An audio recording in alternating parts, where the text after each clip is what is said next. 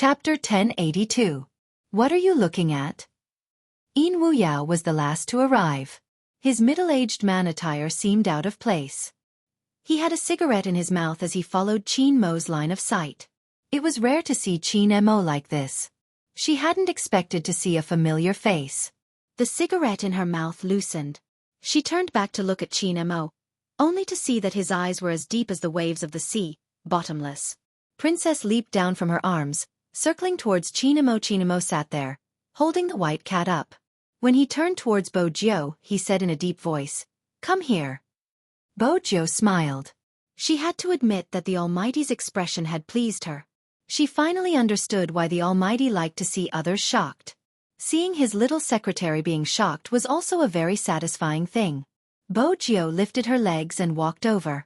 Qin Mo stood up, lifting his black jacket and covering her head. Before she could react, Qin Mo stood up. She was forcefully pulled into someone's embrace. The next moment, the familiar scent of mint and tobacco entered her nose. It seeped in. The back of her neck was cupped, gently kneading and pressing. Her thin lips touched a slight coldness. Bo Jiu stilled. It wasn't just Bo Jiu. Everyone in the surroundings froze. Feng Yi only had one reaction. How was he going to answer to the media and fans? How dare Qin Mo kiss her in such an occasion? No one had expected Qin Mo to kiss her in such a manner. Even though he had covered her, everyone present knew what he was doing. His left hand was still wrapped in a white bandage. His handsome face was tilted. When he kissed her, the curve of his chin was stretched. His handsome posture made everyone's hearts race. The fans present had never imagined that there would be a day when their hearts would race when they saw someone kissing. But that was it. Their hearts were about to jump out of their chests when they saw the scene. It wasn't a kiss that could be easily moved away. Instead, he acted as if there was no one else around and announced in a domineering manner. It was as though he was using this method to tell everyone that the person in his arms was his. The moment their lips touched, Bo Jiu hadn't expected it. After he ended the kiss, he looked at her. His ears were filled with chaotic screams and gasps of disbelief. Bo Jiu reached out and held herself down. Her breathing was unstable, but she still looked devilish. She leaned over and kissed him again. The situation was somewhat out of control. After all, some fans couldn't accept it. Qin Mo knew there would be people who couldn't accept it.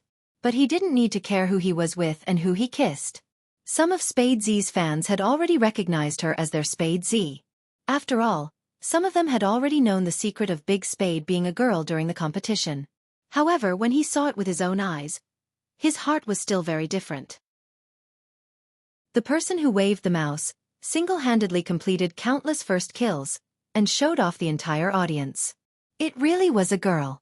And such a beautiful girl at that. And she and Almighty Qin were real. Perhaps it had always been true. Those interactions on Weibo, those ambiguous clues.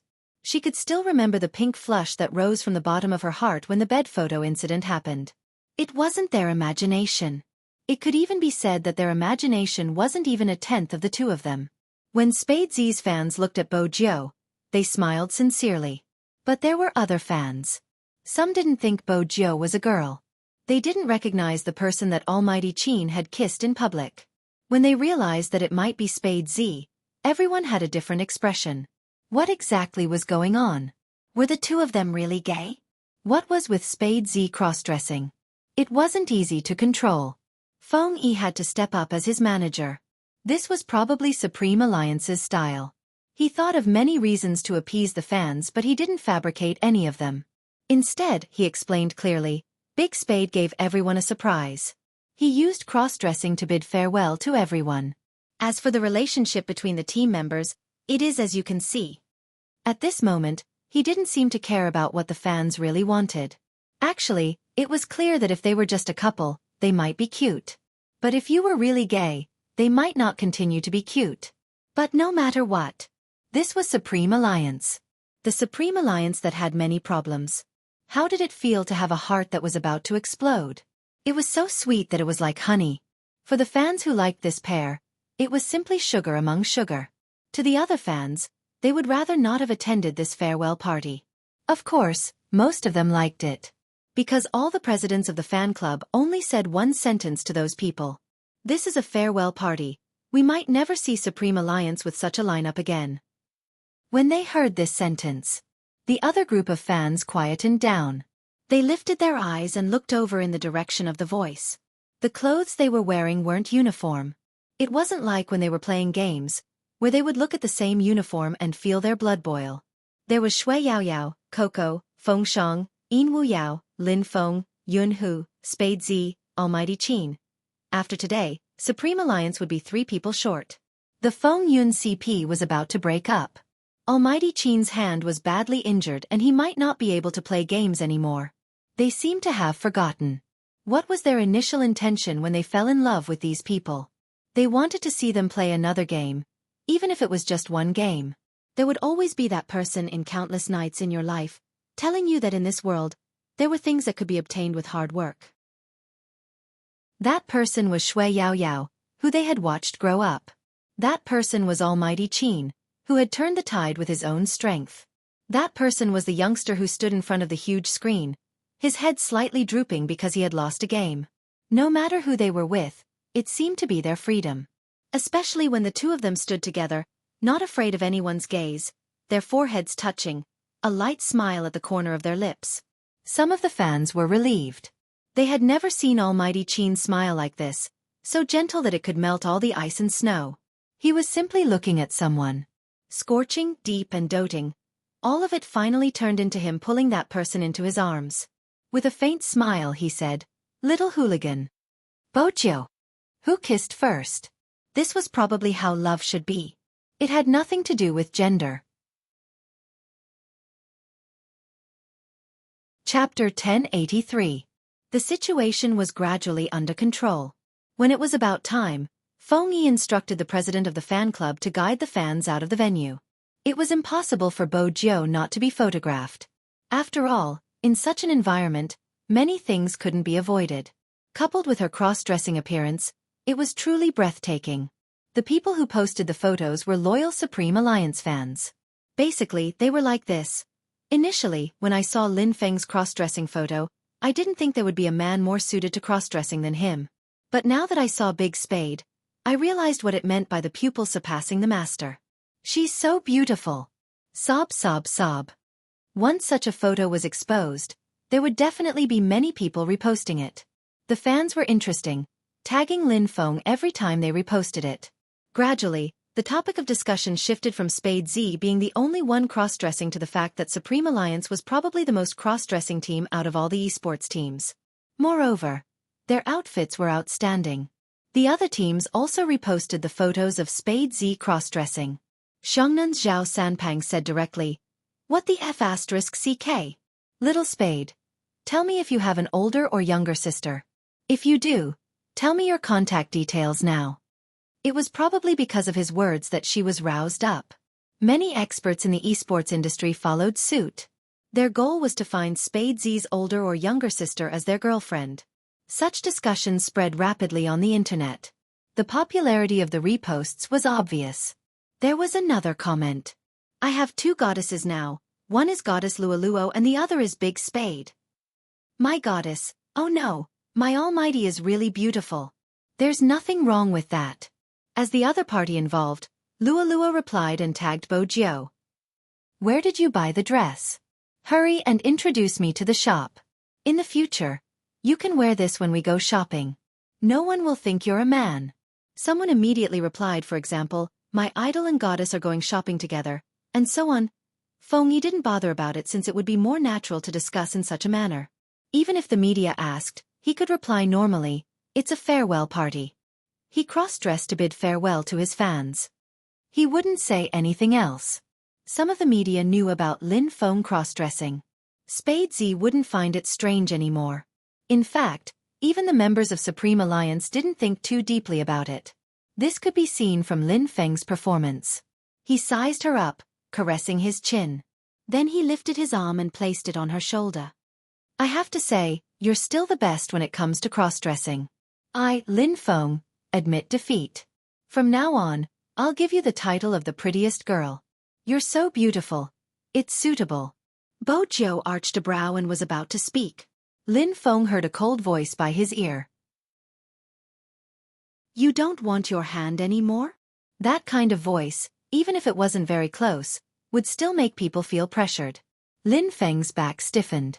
Why didn't anyone tell him that the captain was back? Qin Mo had something to deal with just now. After all, there were still some details that needed to be discussed on Feng Yi's side. Qin Mo didn't expect that someone would cause trouble for him after he left for a short while. Lin Feng's scalp turned numb. He gulped and quickly retracted his hand, trying his best to act as though nothing had happened. Qin Mo walked over, holding onto the youngster's wrist naturally. His handsome side profile was emotionless as he said, "Let's go." The other members of Supreme Alliance had already learned how to survive from the wave of kisses. They tried their best not to look at their captain and Little Spade when they were together. But, even so, the captain didn't have any intention of hiding it at all, holding hands at every turn. Coco and Feng Shang glanced at each other. They retracted their gaze in unison, pretending that they weren't looking at holding hands but at the sky. Other than Shui Yaoyao, everyone in the team felt that their captain had turned completely gay this time. Shui Yaoyao, who knew the entire truth, scratched her palm, a smile on her face. Her Highness Jiu dressed as a girl once and everyone was already in such a state. If Coco and Feng Shang found out that Her Highness Jiu was actually a girl, who knew how stunned they would be? When Qin Mo said, "Let's go," he was referring to everyone. After the farewell, there was a gathering for the team. This was good.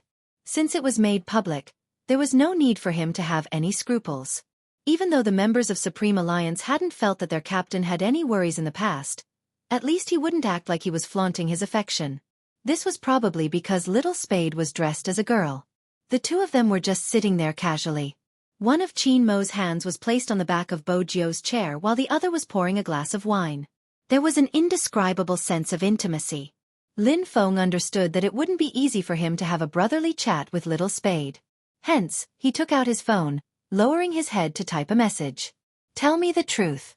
Have you already chased after Captain a long time ago?" Bo Jio replied instantly with an emoticon of a soldier smoking. Lin Feng shook his head. Public morals are getting worse by the day. Just as she was about to reply, to solidify her position as a beauty, the Almighty snatched her phone away from her. There wasn't any reaction from Bo Jio. Lin Feng lowered his head, wanting to bury his face into the bowl as he shoved the rice into his mouth. Qin Mo glanced at the youngster's reply before keeping his phone casually. "When did you woo me? Why didn't I know?" Bo Jio choked, a serious expression on her face. "Brother Mo, it must be because you aren't sensitive in this aspect." "Is that so?" Qin Mo placed his chopsticks down, shifting his gaze over. "Perhaps you've wooed too many people, so I'm not as sensitive anymore." Bo Jio. Should she admit defeat this time? She felt as though the Almighty wasn't in a good mood after scrolling through Weibo. Was it an illusion? Qin Mo wasn't in a bad mood, but when he looked at the person in front of him, he felt an indescribable urge to possess her. He wasn't willing to share her secret with anyone else, much less when she was dressed as a girl. At this moment, the Almighty didn't want to admit that he was jealous after reading the news about not caring about Bo Jio's gender and wanting to marry her. This person originally belonged to him. Qin Mo's gaze deepened. When he turned to speak, his voice was so soft that only the two of them could hear. "In the future, don't dress like this outside." Bo Jio suddenly understood something, breaking into a smile. She held onto Qin Mo's hand under the table, smiling devilishly. "No problem." This was the way to pacify a jealous little secretary. Qin Mo paused, following the direction of her hand. She was indeed worthy of her little gangster title. It was probably because of the good atmosphere. Coco took the opportunity to say, "The collagen sticker Lin Feng bought is really good. It looks so real. If I didn't know that it was Little Spade, I would have thought that it was a girl from somewhere." "That depends on the person." Lin Feng smiled.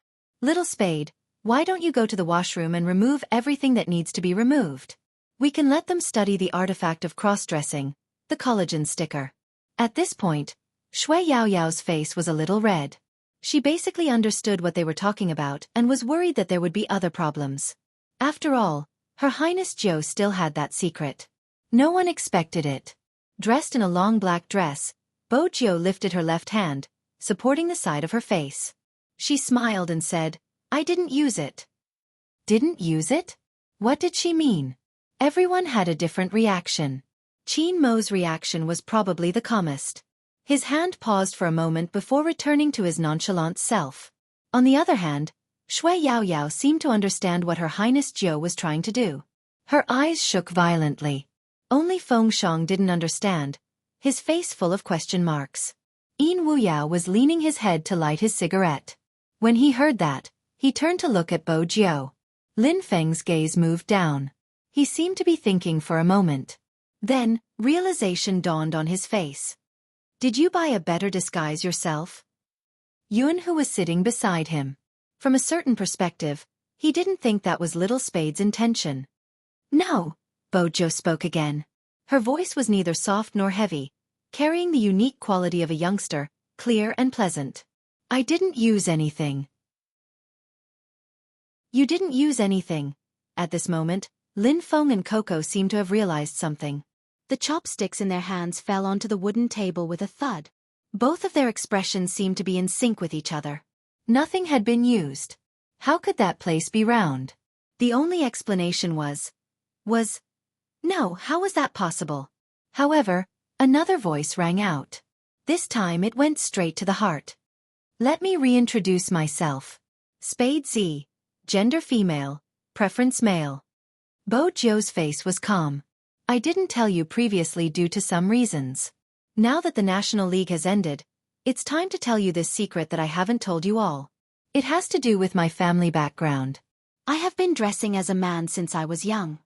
After she said those words, the entire private room in the restaurant went silent. Even the usually calm Yun, who lifted his lids in disbelief. Not to mention the trio who dropped their chopsticks on the table one after another. Coco and Fengshang's mouths were wide open. Lin Feng's outstretched hand was petrified. It had only been 3 hours, but he had been struck twice by the heavenly thunder. Little Spade was a girl. He put his hand on her shoulder and called her brother. The good brother who was researching on how to turn a straight man gay, Apui, was actually a girl? F***CK. F***CK. Most importantly, he used the mindset of an experienced person to teach him how to pick up girls. Even though he had never done it before, wasn't that what straight men talked about? In that instant, Yin Wuyao had almost forgotten to smoke. After all, even he couldn't imagine that the youngster who had pulled him out of his slumber and told him to shock the esports world with a bang was a girl. He was the first person to see the young Zhenren operate. Nimble and ever-changing movements. A frightening presence. A beautiful and invincible kill. Hand speed, technique, thought process, ambush, and unpredictable attacking methods. The FC King of Zone C. Even now, that record was still in the archives and no one could break it. The person who made the professional players tremble in fear, the person who really changed the esports circle, was actually a girl. No one could have imagined it. If anyone else knew about this, the entire esports industry would probably explode. Fengshang opened his mouth for a long time but still couldn't find his voice. His idol was a girl. He had always thought that the manliest person in his life was his idol, but it was a girl. Wait a minute, I am a little nervous. Fengshang felt that the weather was too hot and he was showing signs of a heat stroke. Coco didn't want to say anything else. He bit down on his rabbit's ear. He remembered the first time he met Spade Z. She had been so cold in the game that she didn't even bother to look at him. At that time, he felt that this guy was really cool since he had a shocking number of fans. And he had always thought that this guy was gay, which was why he kept pestering his captain. At this moment he finally understood. No wonder people always said that young Master Fu liked guys. That was because she was a woman. Coco couldn't describe his feelings at this moment. He felt that he needed to calm down. After all, he had been beaten up by a girl in the game before. It was really annoying. But on second thought, he wasn't the only one who had been beaten up. If Zhao Sanpang and the others found out about this, they would probably be petrified. Yun, who reached for a wine glass and touched hers. To us, you will always be Spade Z, regardless of gender. Yes. Lin Feng slapped his thigh, wanting to put his hand on her shoulder out of habit. When he met Qin Mo's gaze, he straightened, his expression incomparably serious. But Little Spade, You have to let me digest this fact. After all, it's really inappropriate for men and women to touch each other in the future. Yin Wuyao was still young after all. He held his glass and smiled. Cheers to our team having a second female member. I really didn't expect this, little captain. This glass of wine had to be drunk. Bo Jiu stood up, holding the wine glass in one hand. She was unprecedentedly serious. Even her gaze was deep. This should be a toast to everyone. Thank you for giving me a chance to fight side by side, which I have never had before. Chapter 1084. At the start, when they had found out that the person was a girl, everyone's expression was so shocked that they seemed to have swallowed their keyboards. Hence, when Coco and Lin Feng glanced at Bo Jiu, the image of her roaming around in the wilderness, killing her opponents alone. She didn't have to worry about their finances at all. They didn't have to worry about not being able to win in the team battle. At the start, that person was like a shadow hidden among them, killing the moment she appeared. In the end, with a long spear, she jumped 3 times in a row, breaking the enemy's rhythm. If Supreme Alliance didn't have Big Spade, even if they had Captain, they wouldn't have one. When Captain had gone overseas for treatment, it was because of this person who had shouldered all the pressure, be it from the opponents or the fans, that Supreme Alliance hadn't been without a pillar. This was their vice-captain. This was the FC King of Zone C with beautiful positioning, skillful maneuvers, shocking hand speed, the one who left nothing behind wherever he went. No matter what, they couldn't forget that they had lost together, lowered their heads in disappointment, charged out of the encirclement together, revived from the revival match, and fought again. To fight side by side. Lin Feng was the first to touch Bo Jiu's wine glass. At this moment, gender didn't seem to matter much. Yin Wuyao was the second. As an uncle, he smiled faintly. To meet again in the future. Feng Shang didn't know how to speak. He had an adorable expression as he touched the glass. Perhaps everyone knew that this might be the Supreme Alliance's last reunion. Yun, who was going overseas. The others had their own matters to attend to. Shui Yaoyao's eyes were red, but when everyone raised their glasses, she smiled. To meet again in the future. Coco and Yun, who followed. Qin Mo raised his glass. Qin Mo was the last to stand. His face was handsome, noble as ever, as though he was still wearing his exclusive Supreme Alliance uniform. His clothes fluttered in the wind, his aura released. To Supreme Alliance. To Supreme Alliance. It was just 3 simple words, but it caused ripples in everyone's eyes. Perhaps many years later, they would forget the number of matches they had won, the pain they had suffered because of a single loss. But they couldn't forget this feeling. They were a part of Supreme Alliance. It would always be so. They were destined to part on this day. After dinner, it was almost midnight. Yun Hu and Lin Feng drank and hailed a cab back. However, it was still different from before. In the past, both of them would sit in the back seat. This time, one person sat in the front passenger seat while the other sat in the back seat. Lin Feng could hear Yun Hu's phone ringing. He seemed to be sending a WeChat message to someone. He could vaguely hear that it was a boy on the other end. Perhaps because of the alcohol, Lin Feng leaned his head against the wall and didn't say a word. Without the members of the team, the interaction between the two of them was a little dry. Lin Feng also knew that his desire to speak gradually disappeared when he saw the other person holding the phone and talking to the other side of the phone. He guessed that it should be the boy from the other day. In that case, the two of them had basically confirmed their relationship. From the sounds of it, they were also discussing their lives abroad. Lin Feng tilted his head and looked out the window, as if he had put something down.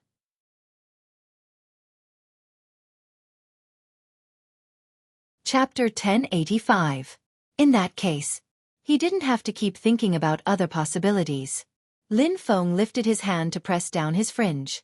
He seemed to be smiling, but there was a hint of sadness in it. Yun Hu probably realized that Lin Feng had been too quiet since they got in the car. He thought it was the side effect of his kiss and didn't know how to break the atmosphere in the car. Fortunately, there was a topic to talk about. I didn't expect Little Spade to be a girl. When Yun Hu said this, he tilted his head.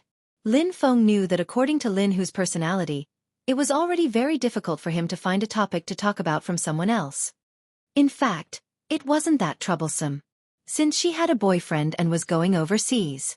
No matter how much he thought about it, he really shouldn't have messed up his thoughts just because of a kiss. It was probably like what Yunhu had said. This was the last time. Even though Lin Feng had never been in a relationship before, he knew that the best way to start a new relationship was to bid farewell to his previous one. Although he didn't want to admit it. That kiss was probably Yunhu's farewell. After that, they were really just brothers. Lin Feng adjusted his emotions. When he looked up again, he was much more natural. I didn't expect Little Spade to be the one who appeared at the masquerade. I feel like my intelligence is being challenged. I want to tell Zhao Sanpang and the others about this and let them experience what it means to have their intelligence crushed. From today onwards, I am going to doubt my life. Once they returned to their previous state, the atmosphere in the car changed for the better. Yunhu chuckled lightly. Silly and sweet person. I never expected you to overthink things. Hey, what are you talking about? Do you want to fight? Lin Feng reached out and locked Yunhu's neck from behind. He didn't use much force. The corners of their mouths curled up. Lin Feng felt much more relaxed now. After thinking it through, everything wasn't so complicated. When they got out of the car, there was a clank under his feet. Yunhu was in front of him. He looked at him and was about to retract his hand. Lin Feng used the force to steady himself. He put his hand on Yunhu's shoulder. Let's go. Lin Feng used to do this often. He liked to put his arm around his friend's shoulders. Because of this, Yunhu had always wanted him to change this habit. Because he didn't want to see this person being so close to others when they weren't together. Indeed, Lin Feng had changed. Old Jiang City's young master style was vividly displayed on him. He had the spirit of not being able to get along with others. Believing his words, he could only put his arm around his best brother's shoulder. But ever since that day in the room when he saw Yunhu doing that to his photo, Lin Feng hadn't put his hand on Yunhu's shoulder like today. Over the past few days, Yunhu had been hoping that this person would return to how he used to be. He hoped that when he saw him, he wouldn't avert his gaze, and when he got close to him, his body would freeze for a moment. That was the last thing he wanted to see. That was why he found someone to act with him. He was afraid of his guard. But at that moment, Yunhu realized something. What he was most afraid of wasn't being on guard. He was afraid that things would really go according to what he thought, and that they would return to the way they were before and only treat him as a brother. Apart from being brothers, they no longer had any possibility. The scenery of the military compound didn't change. In the center of the room, there was also a model of a small fighter. There were specialized people standing guard. If they walked down this road, they would reach the Lin family's house. Yunhu knew that if he didn't say it today, he might never have the chance to say it again. Actually, your phone seems to be vibrating. Lin Feng interrupted him and glanced at his house. All right, I'll go up first. As a person in love, don't be like Captain and Little Spade, torturing a single dog like me. Do your research overseas and come back when you have time. Perhaps when you come back, I'll be different from before. I might even have a girlfriend, but there's one thing that won't change. I'll probably always be as handsome as I am now. Yunhu watched as he smiled faintly. The words actually, as long as you ask me to stay, I won't go overseas, seemed to be stuck in his throat. He probably wouldn't care if he was really in love. He would also understand that there would always be a banquet that wouldn't end. He could even say the words girlfriend so easily. Yunhu's fingers moved slightly. When he looked at Lin Feng again, he only said one word. All right. Good night. Lin Feng stuffed a hand into his trouser pocket and turned to walk in. Yunhu had never expected that to be the last time he would see Lin Feng in the courtyard. Because the next day, the Lin family's house had been emptied. At that time, his mother had laughed and asked him, "You didn't do a good job as a brother. You said that the two of you grew up together and had such a good relationship. You didn't even know the Lin family's recent movements. The Lin family probably won't be in politics anymore. Lin Feng has really done well this time. The new place he moved to is very close to the Lin family. I heard from your auntie Lin that Lin Feng plans to start from the bottom. I'm afraid the next time you want to see him will be the day you leave." Yunhu didn't know how to describe his feelings at that time. When he pushed open the window, the opposite side had become completely empty. Even the calculator that was placed there was gone. It turned out that it was so easy for a person to disappear. Ever since he was young, he had been used to it. The moment he pushed open the window, he could see that person tugging on his slippers, ruffling his black hair and looking at him in a daze. At first, he had thought that he would have to adapt to these habits when he went overseas. But he had never expected things to turn out like this. He had always been thinking about going overseas. He really wasn't sure what had happened to the Lin family. Yunhu's first reaction was to make a call. At that moment, he really realized that things wouldn't be the way he had imagined with Lin Feng. As long as he turned back, that person would always be there. To put it bluntly, he was bullying that person for being soft-hearted. He felt that no matter how far he went, that person would always be there. The call went through. A voice came from the other side, accompanied by some noise. Hello, who? F***CK. This place is really hot. I'm out at the market. What's wrong? Are you busy? Yunhu asked. Where are you? I'll go and pick you up. The person on the other end paused for a moment. Then he laughed. Hello, I'm really busy. I can't talk anymore. Lin Feng, come over here. Someone's voice came from the other side of the phone. Okay, I'm coming. Lin Feng didn't even have time to say goodbye before hanging up. Yunhu listened to the low voice that didn't belong to Lin Feng. That extremely magnetic voice made his fingers paused. When he looked at the phone that was hung up, Yunhu's expression was one of confusion that he had never seen before. He felt that he finally understood what it felt like to be replaced. Even if Lin Feng had concealed his identity to work for the Lin family. But that voice was very familiar. It was the most valuable headhunter that the Lin family had hired. That person probably didn't know Lin Feng's identity. Otherwise, he wouldn't have spoken in such a tone. But that tone made Yunhu feel as though he was sitting on pins and needles. Everyone in this circle probably knew that that person was interested in boys. Perhaps Lin Feng himself would never understand how attractive he was to others. Yunhu didn't want to complicate things. He also knew that Lin Feng had just gone over. There wouldn't be anything between the two of them. Besides, the other party wouldn't be someone who would lay his hands on his subordinates. But not now. What about in the future? It wasn't just this person. After he went overseas, everyone seemed to have a chance to get close to that person. So what if he stopped it this time? That was what he thought, but Yunhu didn't give up. He continued to call. But this time, the other party didn't pick up the call and hung up. After about half an hour, he replied with a WeChat message, I'm still busy. There wasn't even a punctuation mark. Yunhu understood Lin Feng the most. Ever since he was young, he had never done anything against his will. If it was hot, he would probably try his best to find a place that wasn't hot. But this time, it wasn't the case. Yunhu didn't call again. Because he knew that any more would be a disturbance. Even though he had never thought that the word disturbance would be used on him and Lin Feng. That day, Yunhu stood outside the Lin family's door. He stood there from 8 in the morning until 9 in the morning. After that, he had thought about it countless times. If he had said that sentence, would things have been different? But until the end of the story, no one would know what the ending would be. The shadow of the tree shook and scattered, the complicated light hitting everyone's face. This was the only time Bo Jiu would wake up. When she woke up, she realized that she was still wearing the black dress and the Almighty's jacket was on her. She pressed down on her head and remembered that she had probably fallen asleep in the car without any secrets. Hadn't the Almighty woken her up? Bo Jiu crossed her fair legs, one hand supporting her chin. She frowned slightly as she thought about a serious question.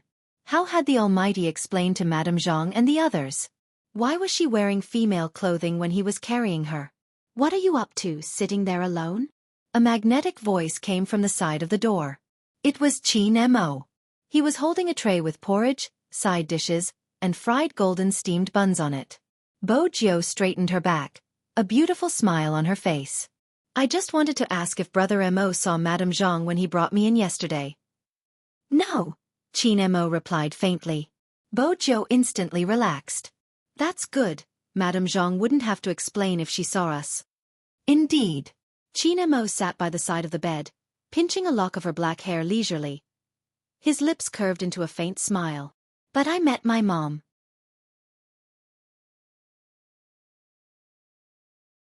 Chapter 1086. If she had to find a sentence to describe her feelings, It would be that she had met Madame Zhang. Why was she so unlucky? Of all people, she had to meet movie Queen N. It was rare for Bo Jiu to remain expressionless for a long time. Her heart was in turmoil. That was probably what Qin Mo wanted to see. He leaned over, pinching her face. What's wrong? Are you frightened? Bo Jiu was still confused, trying to organize her thoughts.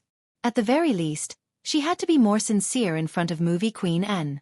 She thought for a long time about how she should ask. When she raised her head again, she saw that handsome face right in front of her, noble and elegant, with a hint of a smile on it. The Almighty's expression was obviously gloating. Even though it wasn't obvious, she wasn't blind. Bo Jiu arched a brow, starting the conversation from the Almighty's point of view. Brother Mo, didn't movie Queen N ask you anything when you carried a girl home last night? Was there a need to ask after seeing you? Qin Mo pinched her face again. Bo Jiu.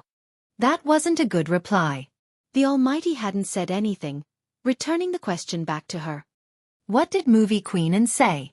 Fine, she chose to be more direct. She couldn't avoid the Almighty. Qin Mo watched her casually, his body inching closer. You really want to know? Of course. Qin Mo inched closer, his voice calm. Then show some sincerity. Sincerity? Bo Jiu paused.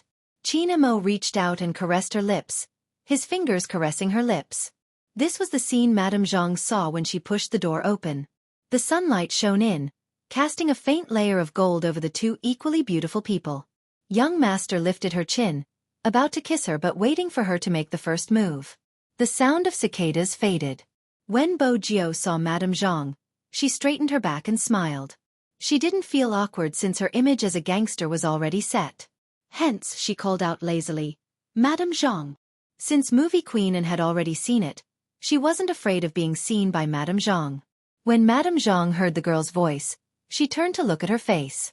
The next moment, her eyes wavered. Isn't this young Master Jiu? She had originally thought that her young master had done something to let young Master Jiu down. But from the looks of it, that wasn't the case at all. More importantly, why was young Master Jiu like this? Auntie Zhang felt like her brain cells were running out. If it wasn't for the face in front of her, she wouldn't have imagined the girl in front of her to be her favorite young man. Madame Zhang turned towards Qin Mo. Young master this? Qin Mo, who was sitting by the side of the bed, spoke, his expression unchanged. Supreme Alliance had an event yesterday, and one of the events was for this guy to dress up as a girl for fun. I see. The realization hit Madame Zhang, but she still couldn't control her gaze. She sized Bo Jiu up and muttered to herself, You look so much like a girl. If young master didn't say anything, she would really suspect something. Auntie Zhang only had one thought. She took out her phone and said, Madam will definitely be shocked to see young Master Jiu like this. Crack.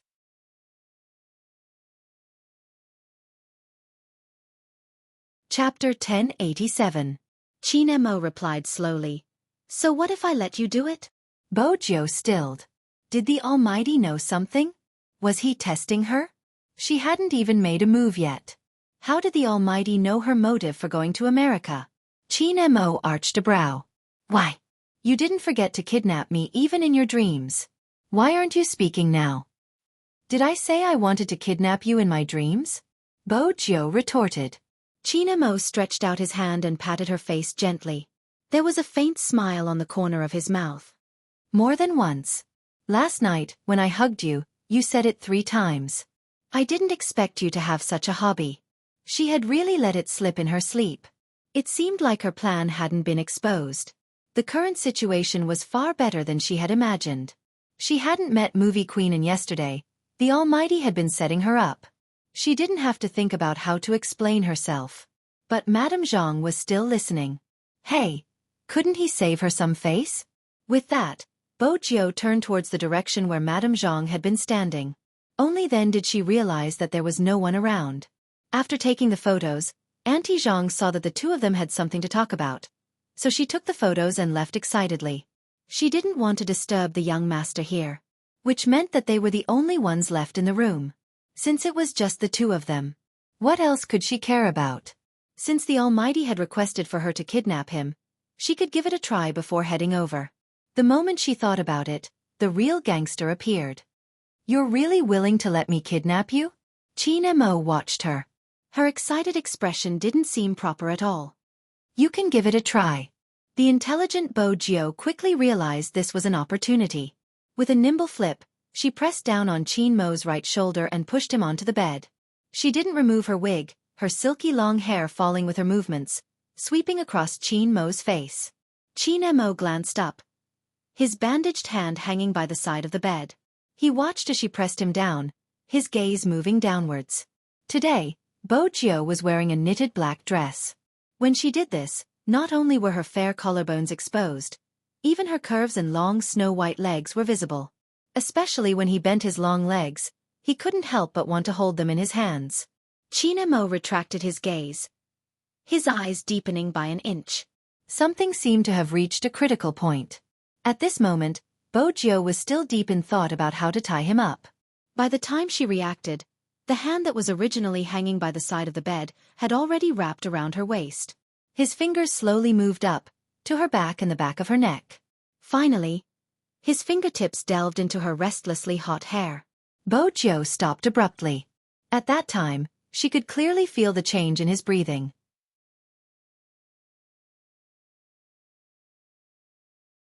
Chapter 1088. Qin Mo brought his little friend to the airport. The old men were excited, following them to the airport with their dragon head crutches. They even asked Bo Jiu what she intended to do overseas. Bo Jiu took a moment. She couldn't possibly say that her main purpose was to kidnap the Almighty. Hence, she had to be more tactful. She pushed her sunglasses up and smiled faintly. "I'm going to be an international superstar." "Acting?" The old men did not agree, and their expressions were all very serious. After retiring and staying in the compound, they had clearly become a group of old urchins. "Why didn't you fix computers and walk cats? Why did you become an actor?" Bo Jiu.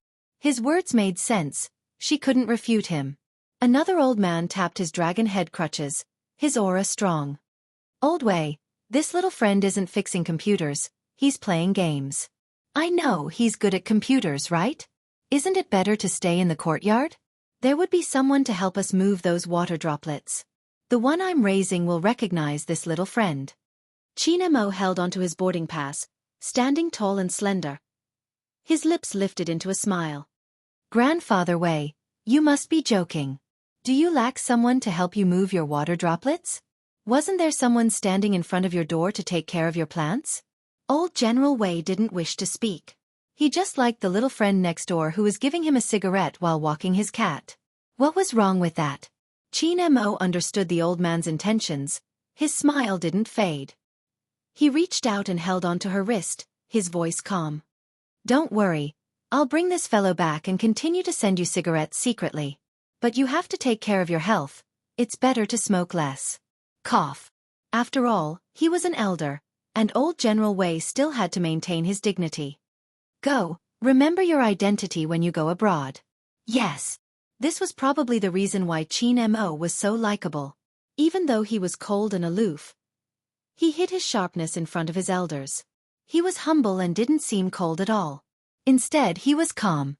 Bo Jiu stood at the side, thinking, "Brother Mo, I'm bringing you back this time, not you. You're going to be in a daze." It was as if he could imagine the shock in the Almighty's eyes. Thinking of this, his thin lips curled into a smile. Blocked by the black mask, the youngster's handsome face was tilted sideways, and his tall nose could be seen, which was still very handsome and eye-catching. The two of them were equally eye-catching. They walked through the security checkpoint together and boarded the plane together. They were the focus of attention the whole time. When they entered the first-class cabin, the beautiful stewardess came over with a blanket. Only then did everything return to peace. Bo Jiu was starting to feel drowsy. Qin Mo shifted his shoulders, allowing her to lean on him. He held her hand with one hand and sent a message with the other. He was noble and inviolable. When the air stewardesses walked past them, they couldn't help but discuss. It was the last test takeoff. Qin Mo turned off his phone. The plane took off, and after less than 14 hours, it landed in New York City on the Atlantic coast.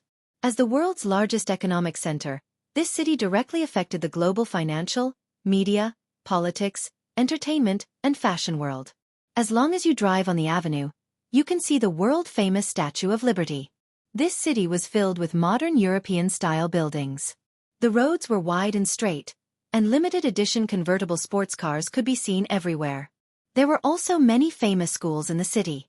When Bo Jiao and the others arrived, it was night time. A chauffeur came to fetch them, wearing white gloves. When he saw Qin Mo, he greeted, "Young master."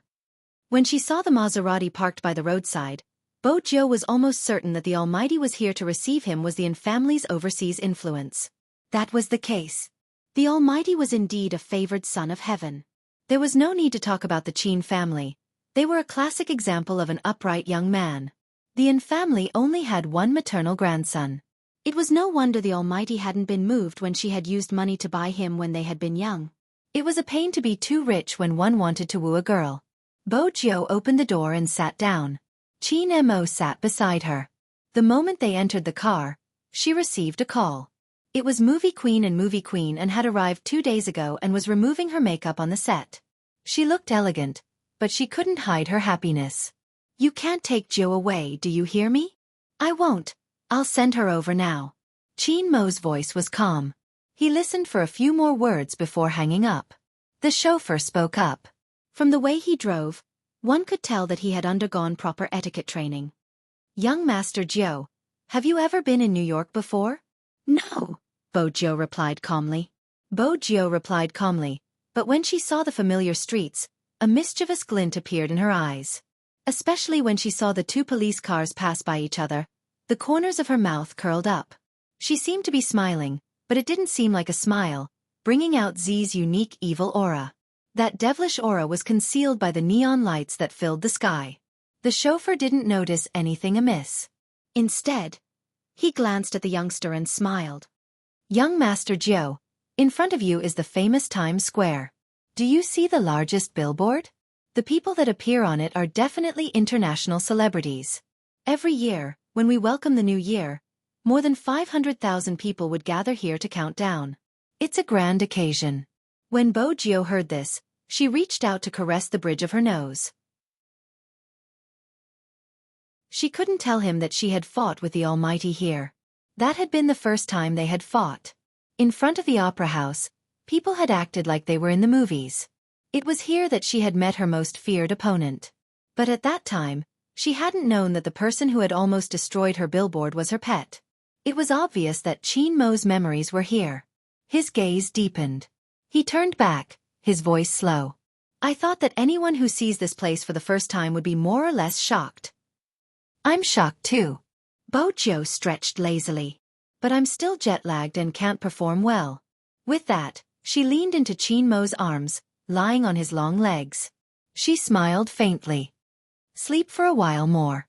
Qin Mo allowed the youngster to lie down, not saying a word.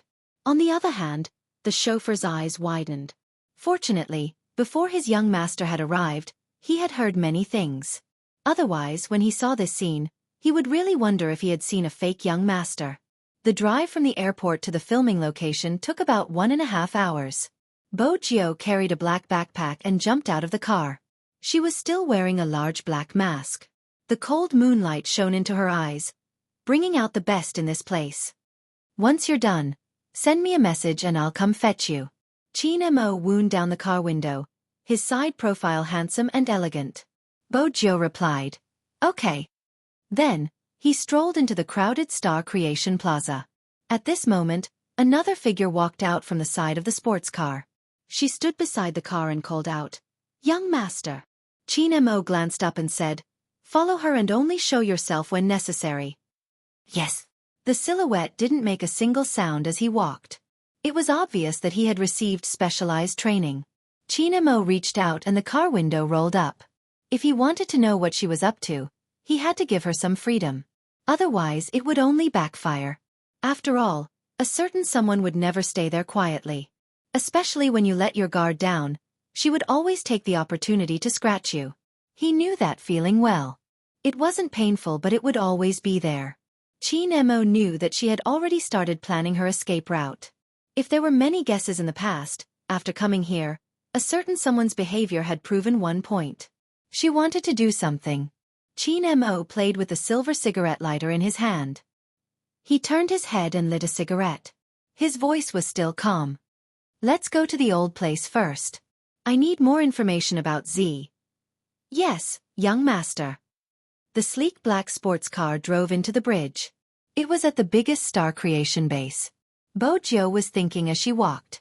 She might have to make some last-minute adjustments to her plan. It was simple. She thought of the Qin and family's power but neglected the Almighty's own power. Back then, he had almost caught her in the act. This meant that he had people here. Bo Jiu lifted her head and looked up. She didn't know what she saw but her eyes lit up. She thought she knew how she had managed to distract the attention of some people. She just needed a little modern technology and a little magic. Just as Bo Jiu lifted her lids, a person walked over with a gloomy expression. A man with a gloomy face walked over with a dissatisfied expression. He didn't even notice if there was anyone in front of him. Or perhaps, even if he noticed it, he would push her away the moment he saw a yellow-skinned person. Go away, you little hindrance. He said these words in English. He was a local after all. No, he should be called a local celebrity. He was a classic international celebrity. The muscles on his arms were firm and he was well developed. He was strong and could fight. He was handsome with thin lips and a high nose bridge. He was a classic pretty boy here. He was also the third male lead in this movie. Since she wasn't prepared, the moment she was pushed, Bo Jiu relied on her instinctive reflexes. She leaned to the side beautifully, her eyes cold. She didn't suffer any physical injuries. Bo Jiu wanted to pick up her shoulder bag and continue walking. Unexpectedly, a voice came from the other side. It was a rare excitement. Jiu! Jiu! Bo Jiu turned, stuffing a hand into her pocket. She arched a brow. Director! Joe, you're finally here. That's great. The Americans would hug people when they were happy, even if it was an international director. But her back was patted by a bare paw. Bo Jiu felt slightly pressured. I'm happy to see you again. Where's movie Queen Anne? She's filming the next scene and she's still trying to get the feeling. She did tell me that you would be coming, but I'm still surprised. When the director spoke in Mandarin, there was always a sense of awkwardness. But this was still considered good. It was also because of the director's hug and welcome. The busy staff around them stopped what they were doing. Their gaze landed on Bo Jiu. Under the warm night lights, a slender figure stood there. A slender figure stood there with a lazy smile on his face. He had one hand in his pocket and a black bracelet on his exposed snow-white wrist. He had a head of silver hair and a pair of shiny black earrings. He was young, handsome, and full of evilness. Oh, this boy is really pretty. That pair of black eyes fits my fantasy of an Asian. But there aren't many Asians who would dye their hair this color. Shouldn't they all have black hair? This does fit the image of the mysterious hacker in the script. I don't think so. He looks so skinny, can he fight? I'm not sure. I heard that the director went to all the countries in Asia to find such a person. Why not go to Japan? At least they would be more obedient and cooperative. Listening to the discussions around him, the third male lead also spoke. His voice wasn't loud, but everyone could hear him. Wuxia's male actors are all weak chickens. Everyone knows this. I reckon that once there's a fight scene, this person will be shouting for a stunt double. You guys have to be merciful. Don't scare our Oriental dolls. What if they break them? With that, a burst of laughter came from the other side. That smile could be said to be a joke, but for some reason, it made people feel uncomfortable. Bo Jiu held her shoulder bag with one hand, glancing over. The international director was still immersed in the excitement of Bo Jiu's arrival. Besides, he had to remind the filming team not to make any mistakes. Hence, he didn't notice anything. On the other hand, the third male lead caught her gaze. He lifted the edges of his lips in a provocative manner as he mouthed, "Chinese pig." He spoke in English. With that, he turned and continued laughing with the people beside him. Bo Jiu's gaze deepened, turning into ice. It seemed to have become a strange phenomenon in this industry. Every actor in China wanted to develop here because they could prove that they were a superstar. Because of this, Some people would use Chinese actors to open up the Chinese film market. It was a simple logic.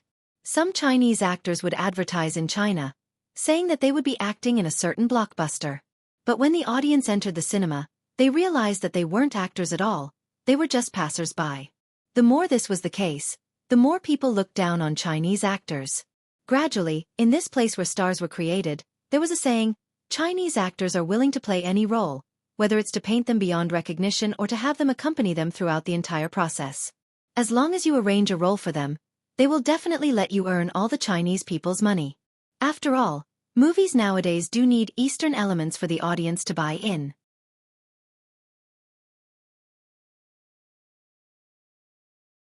Chapter 1089. This was also the reason why the third male lead could be so unscrupulous. Bo Jio held onto her shoulder bag with one hand and stuffed her other hand into her pocket. She looked at him silently. Perhaps it was because he had been stared at for too long, or perhaps it was because the young man's eyes were so dark that there seemed to be no end to them.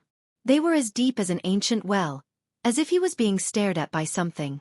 For some reason, the third male lead felt that the young man's eyes were a little creepy. It was this feeling that gradually turned into anger.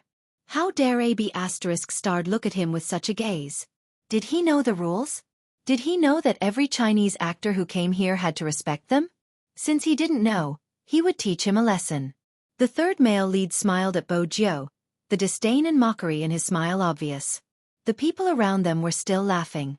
After less than half a minute, the international director walked over, his face filled with excitement.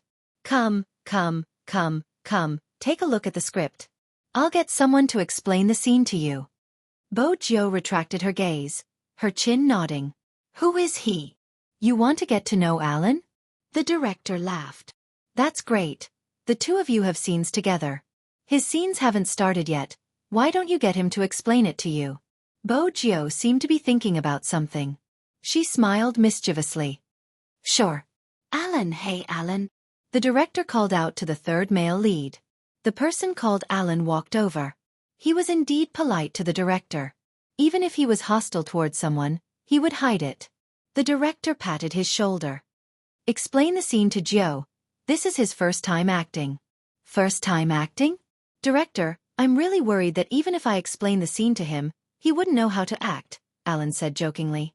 But it was obvious that he looked down on Bo Jio. The other two actors also turned to look at them. One of them didn't approve of Alan's actions. Since the director had chosen the actor, he must have his reasons. Besides, they would only know how the other party would act. Alan obviously didn't think so. The moment he saw that the other party was from China, it was a headache. Even so, there was no need for the people around to stand up for an outsider. After all, their impression of some Chinese actors was that they didn't have many productions, but they liked to show up on the red carpet.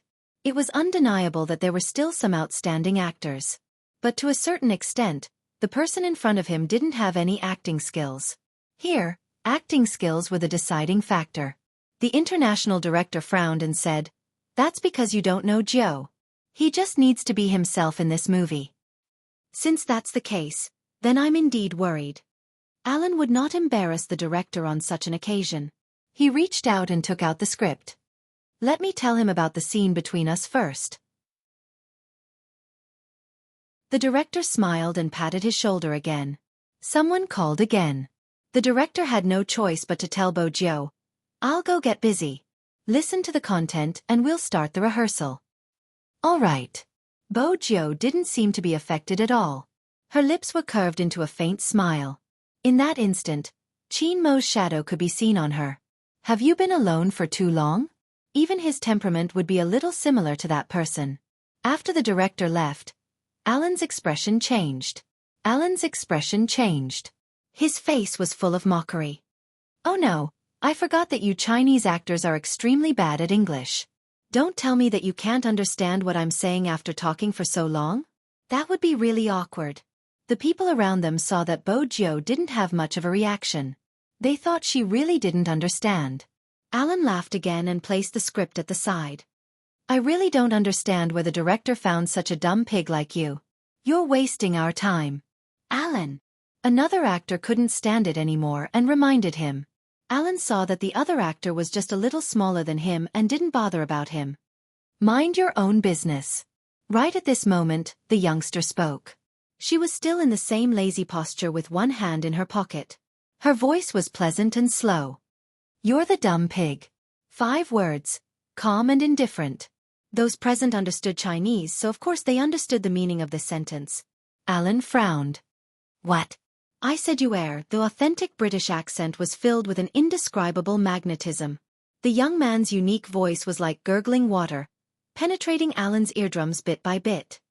I say, you're the stupid pig. She spoke in both English and Chinese. Alan's face was filled with anger. He really looked like a piece of pig liver. After all, he hadn't expected this youngster to not only understand his words, but to even repeat them in 2 languages. This was a slap to his face. Alan was furious. It was as though he was going to beat someone up. His right hand had already grabbed the youngster's collar. The veins on his arm were popping. His aura was terrifying. His manager held him back. Calm down. Alan, calm down. This is the person the director brought. Alan gritted his teeth and swung his arm. His eyes were like a venomous snake as he spat out his serpent's tongue. Just you wait, little brat. Bojo smiled faintly. She reached out to tidy her collar. Sure, I'll wait. The more she acted like this, the angrier Alan became. The rage burned him to the point where he almost lost his rationality. There was also a Chinese person working behind the scenes. He reached out and pulled Bojo back. Then he turned to the manager. I'll pull him down for a chat. The manager heaved a sigh of relief and waved his hand. Bojo allowed a person who was almost 30 years old to pull her. That person said, I know you're angry after hearing what he said. But you have to be careful when you're here. Don't look at him. I heard that he has dealings with people on the American highway. If you provoke him in the filming set, he will still be worried about the director. He won't do anything to you, but it's hard to say in the future. Besides, with your current state, even 3 people wouldn't give him a beating. So we're going to allow him to scold Chinese pigs? Bojo interrupted. The man turned back.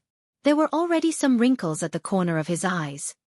He sighed before saying, None of us are heroes. It's good to be patriotic, but it's not good to be too reckless outside. I want to retaliate like you. Let's talk about something else. When I first came here, I was tricked. But what could I do?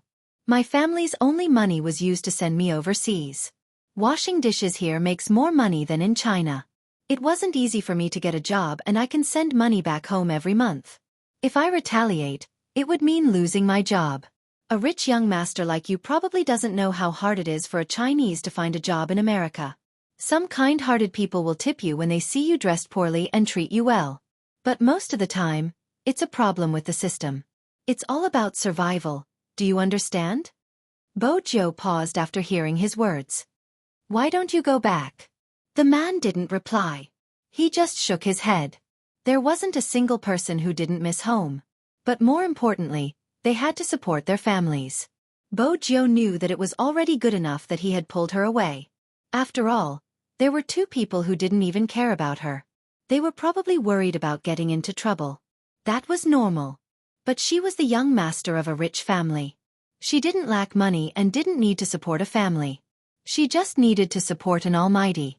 Hence, Bojo glanced up. Her gaze landed on Alan, who had kicked the thing away. Her gaze was icy cold. It was time for some people to swallow their words. The international director was really busy. Otherwise, he would have noticed the abnormality. The other actors who knew about this were worried about the youngster, but they didn't want to get involved.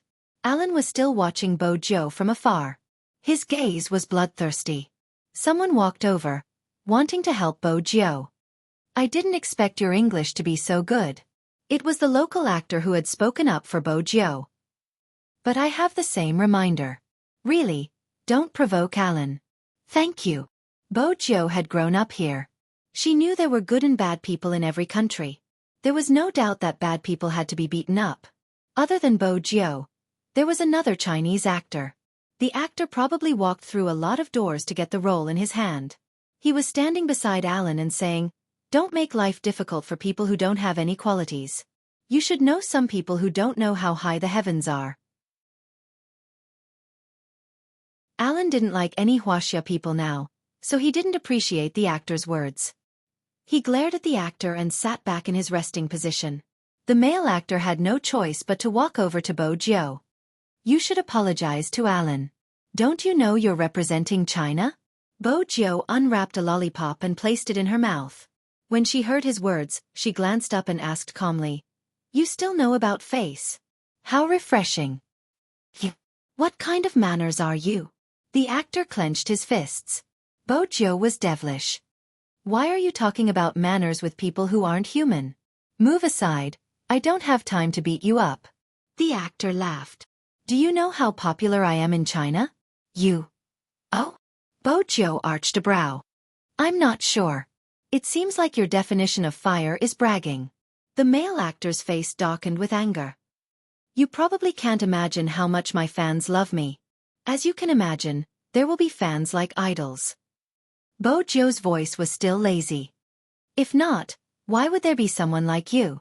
You sure know how to suck up, but you're the one who doesn't talk about China and its reputation the most." The actor still wanted to say something. The director had already walked over from afar. The male actor could only swallow his words. He pretended that nothing had happened and walked to the side. "Joe, how's your understanding of the script?" From his words, it wasn't hard to tell that this international director couldn't wait for Bo Jiu's audition.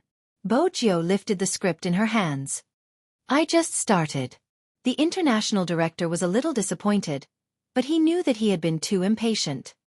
His assistant reminded him in a low voice, "Sir, should we let this actor try on her makeup and costume?" "Right. Could a character act well and have a sense of presence?"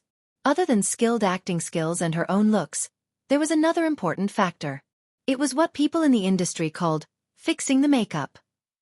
Everyone knew how many characters were ruined by the hands of the stylist. This was a principle that had been taught in movies and television. But there was one thing that a person couldn't handle. Some styles were also important.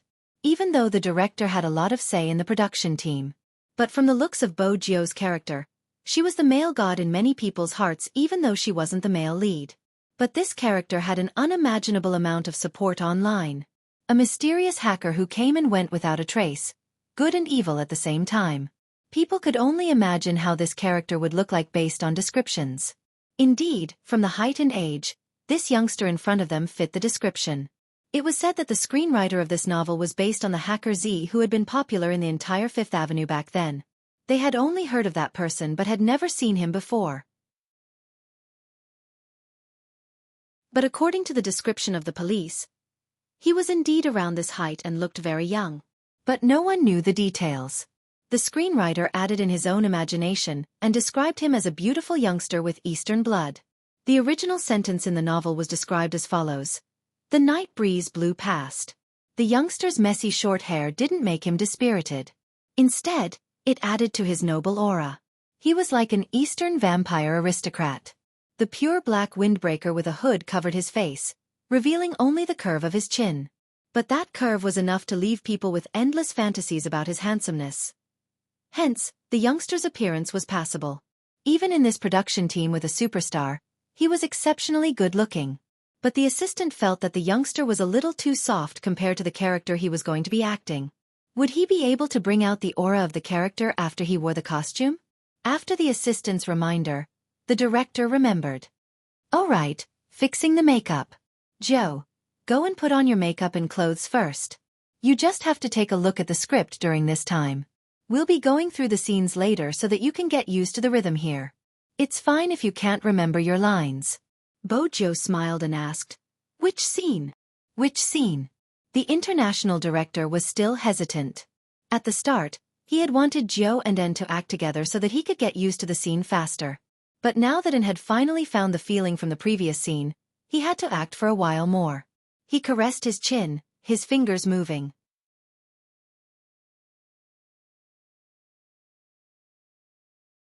Chapter 1090. "I think we should look at the makeup before filming," the actor from China said. He glanced at Bo Jiu and pointed out. "This role is too important. If the aura isn't strong enough, the audience won't be satisfied and it might affect the box office and reputation." As soon as the words box office and reputation were mentioned, everyone paused. After all, as a filmmaker, to put it bluntly, these two aspects were the most important. The director had spent so much time looking for someone. If the aura wasn't strong enough, it might ruin the original work. There would definitely be a backlash, and that was the last thing they wanted. Hence, from a certain perspective, the actor was right. The makeup was the key. But he didn't jump out to speak because of the movie. It was because of what had happened previously. He wanted to vent his anger, and at the same time, he could get on Alan's good side. Why not? The director could tell that there was another layer of trouble in his words. He frowned. He had thought that since they were all from China, it would be easier to get along. He hadn't expected this actor to be the troublemaker. Under such circumstances, the other actors watched. She was obviously trying to make the director take a step back. The international director had a temper too. He narrowed his eyes and was about to speak. But Bo Jiu walked to the assistant's side first. She used the youngster's unique voice, pleasant and magnetic. "Where do I go to get my makeup done?" Ha! The assistant almost wanted to thank the person in front of him for being so sensible. Otherwise, if the director were to flip out, the situation would definitely be awkward. Fortunately, the youngster spoke up in time. "Here, come over here." The assistant hurriedly reached out. Bo Jiu followed behind her, the warmth in her eyes gone. The makeup artist was famous in the industry. Honestly, he hadn't expected much from her at the start. But at this moment, when he looked at the youngster again, the dark eyes didn't seem to have any impurities. They were cold and mysterious. He raised a brow and asked the assistant, "What's wrong? Getting into character early?" The assistant could only guess. The aura exuding from the youngster seemed to be changing bit by bit. It was an indescribable feeling, as though there was something mysterious about it. The makeup artist put on the makeup first. When she touched the youth's face, she realized that she didn't need any foundation.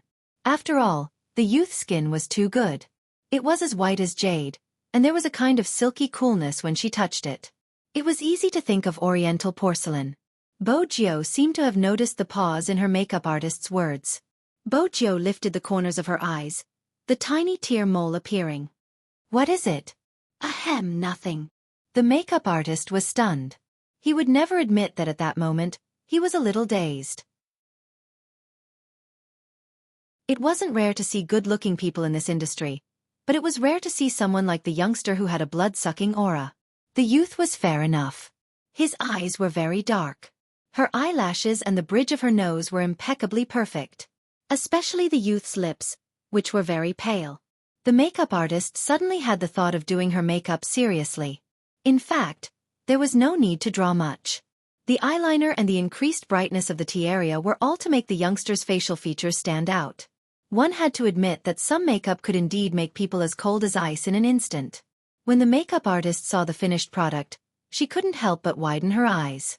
He could not imagine what kind of changes the young man would undergo after he put on the costume. The assistant was still waiting anxiously outside. He didn't know who had mentioned that someone was going to appear in this role online. It was obvious that the response wasn't very good. After all, everyone had a different Hamlet in their heart. Actually, the assistant knew that there would be people who wouldn't be satisfied with this role. But if they had found a famous actor, the opposition might have been smaller. Just like now. The assistant glanced at the comments and rubbed his aching head. What's wrong with getting a Chinese actor? I don't think it's a problem to get a Chinese actor since the person we like is indeed from the East. Isn't this already written in the novel? More importantly, I heard that this actor doesn't have any acting skills and his aura is weak. Weak aura? Oh my God. Isn't this ruining my idol?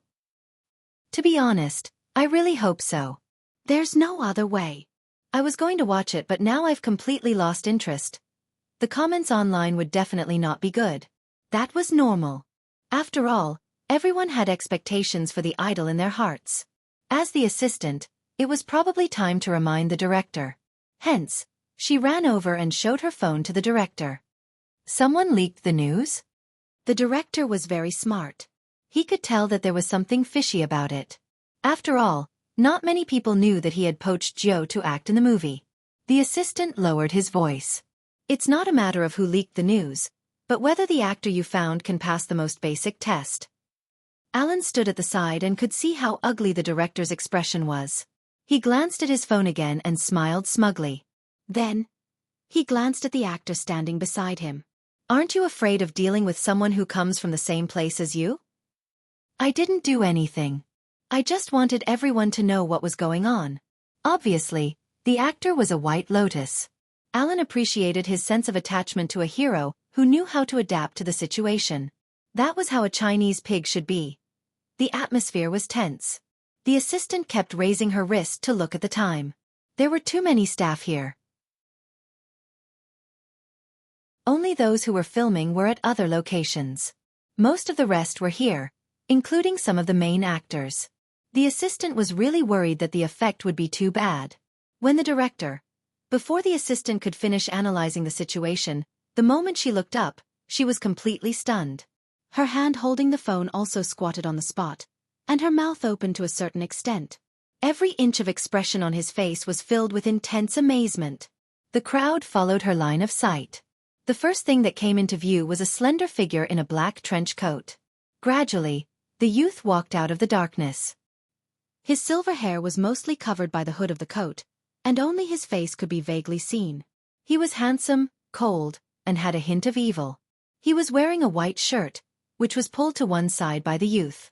This outfit didn't suppress the youngster. Instead, the youngster controlled it. Most importantly, his eyes were extremely dark and mysterious. When the youngster played with the pure silver USB stick in his hands, he walked towards them. When he glanced up, black feathers flew into the air. Everything behind him seemed to have become a backdrop for the youngster. In the blink of an eye, his soul was destroyed. In that instant, there was only the sound of people gasping. One of the staff clutched his chest in agitation. The other exclaimed in disbelief. Even though some of the main actors didn't express anything, the shock in their eyes proved that the youngster's makeup was flawless. The assistant struggled to find her voice. Director. Ha ha ha. The director wasn't a straightforward person. But ever since Bo Gio came, he laughed more frequently. Now you know, only Gio is suitable for this role. Really? How can they be so similar? How can they be so similar? The assistant was a fan of the original novel. At this moment, she was circling around Bo Gio. It was as though she had seen her male idol. She wanted to touch him. Who could understand? Alan and the male actor had the ugliest expressions. Both of their expressions changed at this moment. The former clenched his fists unwillingly, a sinister glint in his eyes. The male actor was slapped in the face. After all, he had always been hailed as a stunningly handsome man in China. Right now, standing beside the youngster, he was almost out of the picture. The director was still laughing. The other actors expressed their friendliness towards Bo Gio. "Hey, bro, I can guarantee you that many people will change their opinion of you with this makeup." Bo Gio smiled lightly. "Thank you. We are looking forward to your next performance." It was another local actor. He reached out to shake her hand. Perhaps many people thought that makeup was based on one's looks, but that wasn't the case. If it wasn't for Bo Gio's character, which gave people a mysterious and noble aura and a pair of playful eyes, they wouldn't have thought that just because they were good-looking, they wouldn't have been acknowledged. But the acknowledgement made Alan extremely unhappy. He couldn't take it anymore. He took a step forward and started to mock her openly. In China, there are too many people who are just good-looking but don't have acting skills. They are still chased by a group of fans. Brother, I have to tell you, that doesn't work here. Actors still have to rely on their acting skills to speak. Bo Gio stopped playing with the USB. She looked at him and suddenly broke into a smile. That's rare. I agree with you on this point. Actors still have to rely on their acting skills to speak. It's about which country they are discriminating against. Alan narrowed his eyes. The tension made the director frown deepen. Alan, you need to calm down. It isn't suitable for you to act with Gio now. Cancel what we just said. With that, the surrounding people heaved a sigh of relief. After all, if they really used the fight scene, Alan might take revenge. Even if he didn't, the youngster wouldn't be able to take a single punch from him. However, to everyone's surprise, the young man, who had always been smiling faintly, suddenly said, "Don't. Alan wants me to see how he acts in an action scene." I also want Alan to see how we Chinese act in action scenes. At this moment, the director's expression froze. The assistant's expression was one of disgust. Child, you are asking for trouble, do you know that? The actors at the side probably wanted to persuade her as well. Alan turned, not allowing the situation to change. In that case, let's start. Do you need me to write down your lines? It's fine. Other than physics, I'm good at reading and memorizing. Bo Jio's memory wasn't as good as Almighty Qin's, but it was still better than ordinary people. This was a skill that every hacker had to train. Since she had read the script twice, it wasn't hard to remember the 3 lines. The director was worried, his expression darkening. He reached out, wanting to pull Bo Jio back. But Bo Jio held on to his wrist. It's a good chance to test my acting skills. Assistant.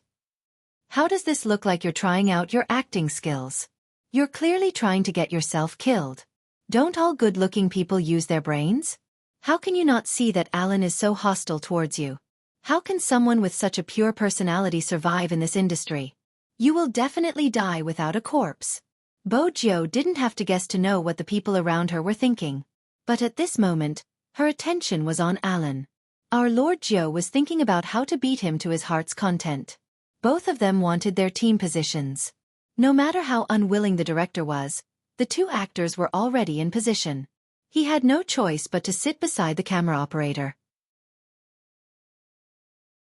Right now, he only hoped that Bo Jio would hide and not let herself get hurt. He couldn't let the actor he had painstakingly found get hurt before the filming even started. However, everyone knew that it was impossible for this matter to end just like that when they saw Alan wiping his hands. They were even worried that the youngster would be crippled by Alan. Everyone get ready. As a director, this was probably the scene he didn't want to film the most. Action. When the 2 words fell, Alan wasn't suppressing himself anymore. Alan was no longer repressed.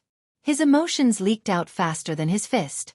With a ferocious expression, he waved his right arm at the young man. It was so fierce that the director didn't even have time to shout for a stop. The assistant at the side tilted her head. She really didn't want to see her almighty getting beaten up, even if it was an illusion. Hence, she didn't see it. In the next second, the youngster turned sideways. With a wave of her left hand, she pinched the arm that was reaching towards her. Then, she pulled it forcefully. With a sinister smile, the wind blew. Her long legs bent her knees and she hit Alan's stomach fiercely. What was even more shocking was that when the youngster did this action, her right hand was in her pocket the entire time, which meant that she only used one hand. The black trench coat was rolled up, along with the hat that was hanging down. She was ruthless and extremely cool. But that wasn't the end. Alan wanted to dodge. However, he was pulled back by the youngster. Just like that, she held onto his wrist with one hand and used it as a fulcrum. With a somersault, she threw him out. There was a loud bang. Alan was thrown onto the ground. Just the sound alone was enough to tell how painful it was. Not to mention the twisted expression on his face. The rising dust caused everyone's eyes to widen. The youngster in the black trench coat was extremely nonchalant. She strolled over and looked down from above, revealing only a section of her chin. She said the first line in the script. I hate people punching my face the most.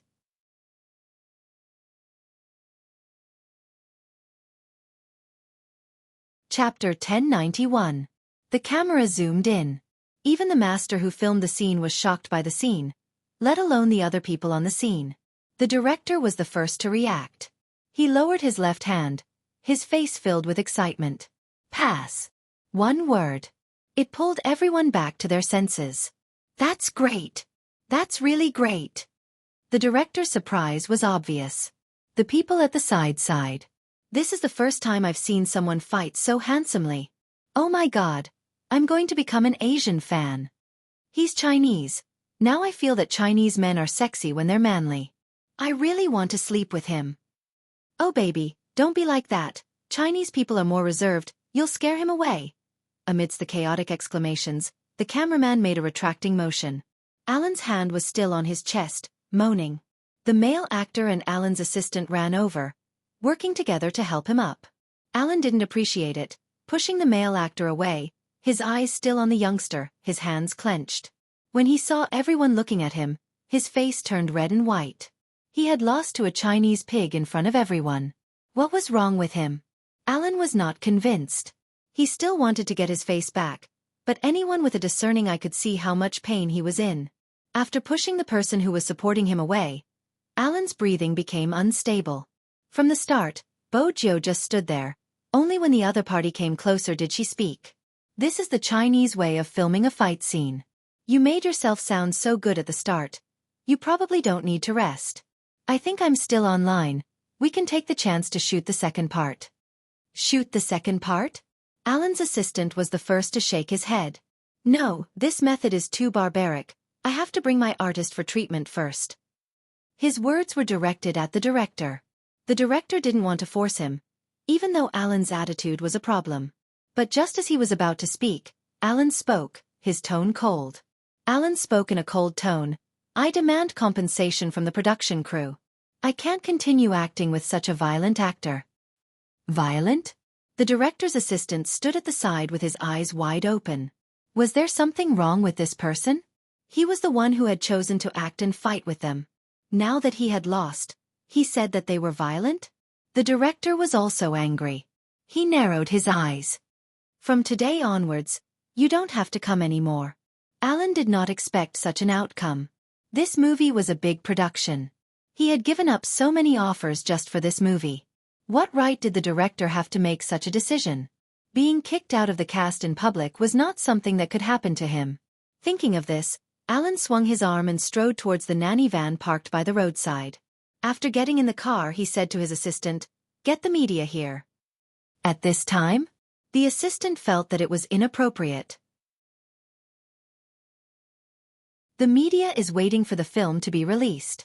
After all, this film has high expectations and good reviews. Even if we find the media and post it here, there will be people in the theater who will tell us the truth. Isn't there an uncontrolled comment section? Post the news there. The people over there don't know what happened, but once they say it, everyone will believe it. Alan had obviously thought of an excuse. Hence, after receiving the call from the media, Alan started to make up a story. There was indeed something that happened, but when it came to his mouth, it was completely reversed. He did not mention that he had provoked them. He only said that someone had hit him and that the other party had gained a lot of fans because of it. As a result, the director misunderstood him and asked him to leave the cast. At this point, Alan even sighed. I really don't want to think about the situation back then. First of all, I don't have any objections to the cast in the movie, but with such an actor around, I really want to quit. After the media recorded it to make sure that it was a headline, they were worried that people would find out if they posted it in the comments section, so they simply followed Alan's instructions and posted it elsewhere. The people there did not know what had happened. Many netizens believed it. They even exclaimed in surprise, "How could such a thing happen? Who is that actor?" Alan was still replying, "That's exactly what happened. I experienced it myself. It doesn't seem possible." Some netizens felt that there was a loophole. According to what you said, you didn't do anything wrong. Why did the director ask you to leave? Alan avoided the main point. I don't hate anyone, you can choose not to believe it, but I was indeed forced out. Now, I can only do the interview here and can't do anything else. For this movie, I spent so much effort on publicity. Now that I think about it, it's really... Alan didn't have many fans. But his words were enough to make people speculate. The discussion became more and more heated, until someone stirred up the news to the cast and dug out the actor who had hit him. They wanted Bo Jiu to come out and give an explanation. He shouldn't have beaten someone and forced him out. This way, the people who had doubted Bo Jiu's suitability for this role appeared again. I really feel that the movie will be ruined. What should I do? I didn't expect this Chinese actor to be so. Sigh. I'm not looking forward to it anymore. I won't comment on the difference in ideals. But if an actor acts like this, can he still act? The negative news came crashing down. It even became more and more intense. This news spread to China. After being translated, it became Chinese. Spade Z's fans, no, it wasn't just Spade Z's fans. Everyone who liked esports didn't think that Spade Z was such a person. Compared to the rational fans, there were some younger ones who were confused. Does that mean that our big spade went to act in a movie? He really went to act in a movie? He even went overseas? At this moment, the haters came out, pretending to be passers-by. I'm not a fan. I'm not a hater. Although I have long wanted to expose Spade Z's character, that's right, Spade Z is like this, he likes to oppress others. But isn't Spade Z's fans too bored? He didn't say who the actor was, he just looked at the description and thought that it was your Spade Z. How interesting. Do you think anyone can act? According to your logic, your Spade Z is the best in the world. He can't even be chosen as a professional actor. Yet, your Spade Z was chosen by an international director. Hee hee, I won't say anything. In an instant, the rumors started spreading. There was an uproar both at home and abroad. After all, Wuxia was overseas now. She wasn't just representing herself, she was representing China. According to the news online, some of Wuxia's actions were inappropriate. No one knew what exactly happened. The originally harmonious atmosphere of the cast and crew. Because of this incident, they had to stop filming. Wuxia expressed her apologies. But she said, as a Chinese, I can't tolerate others insulting my country. But because I couldn't tolerate it, I caused the delay in filming. I'm really sorry. She was apologizing to the cast and crew, not to Alan and not to some comments. Everyone present knew what was going on. Especially the male actor who had a lot of charisma, the one who called Wuxia brother. He reached out and patted Wuxia's shoulder. He was extremely humorous. If I were you, I would have beaten him up. But honestly, your performance really shocked us. Your moves were too beautiful. Is this Chinese Kung Fu? Teach me when you're free. Also, teach me how to use chopsticks. I still don't understand how you use 2 wooden sticks to eat. Won't the vegetables fall? Won't your hands clamp them? Teach me and I'll treat you to red wine. How about that? No problem. A true gentleman was straightforward when he befriended them. The rest of them agreed. The youngster shouldn't be the one to take the blame. Regardless of whether it was according to the script or Alan's actions, there wasn't a problem with the youngster's performance. On the other hand, Alan's insults at the start, the exposure of the cast and crew's privacy, and the intention to take revenge. As an actor, none of these actions were appropriate. Let's not talk about how much of an impact his actions had on the crew. Being a human was the most important thing. With such an actor in the cast, there wouldn't be any huge productions. However, although everyone present knew about this, they really didn't know how to explain it to the crowd at this time. After all, they weren't the parties involved and didn't understand the twists and turns in this matter. It would only make people feel that the more they explained, the worse it would be. The director's assistant looked at Wuxia with a different gaze. How should he put it? This was the entertainment industry. As a public figure, she had to endure such distortions. Even if it was unfair, there was nothing she could do. What's going on? At this moment, Movie Queen walked over from the east. She was wearing a pair of crystal shoes, a dark red blazer draped over her shoulders, her long legs exuding an aura. If Movie Queen had been elegant in the past, right now, she was covered in flames. Where did the rumors come from? This was directed at the director. After all, only the two of them knew why Wuxia had agreed to act in this scene.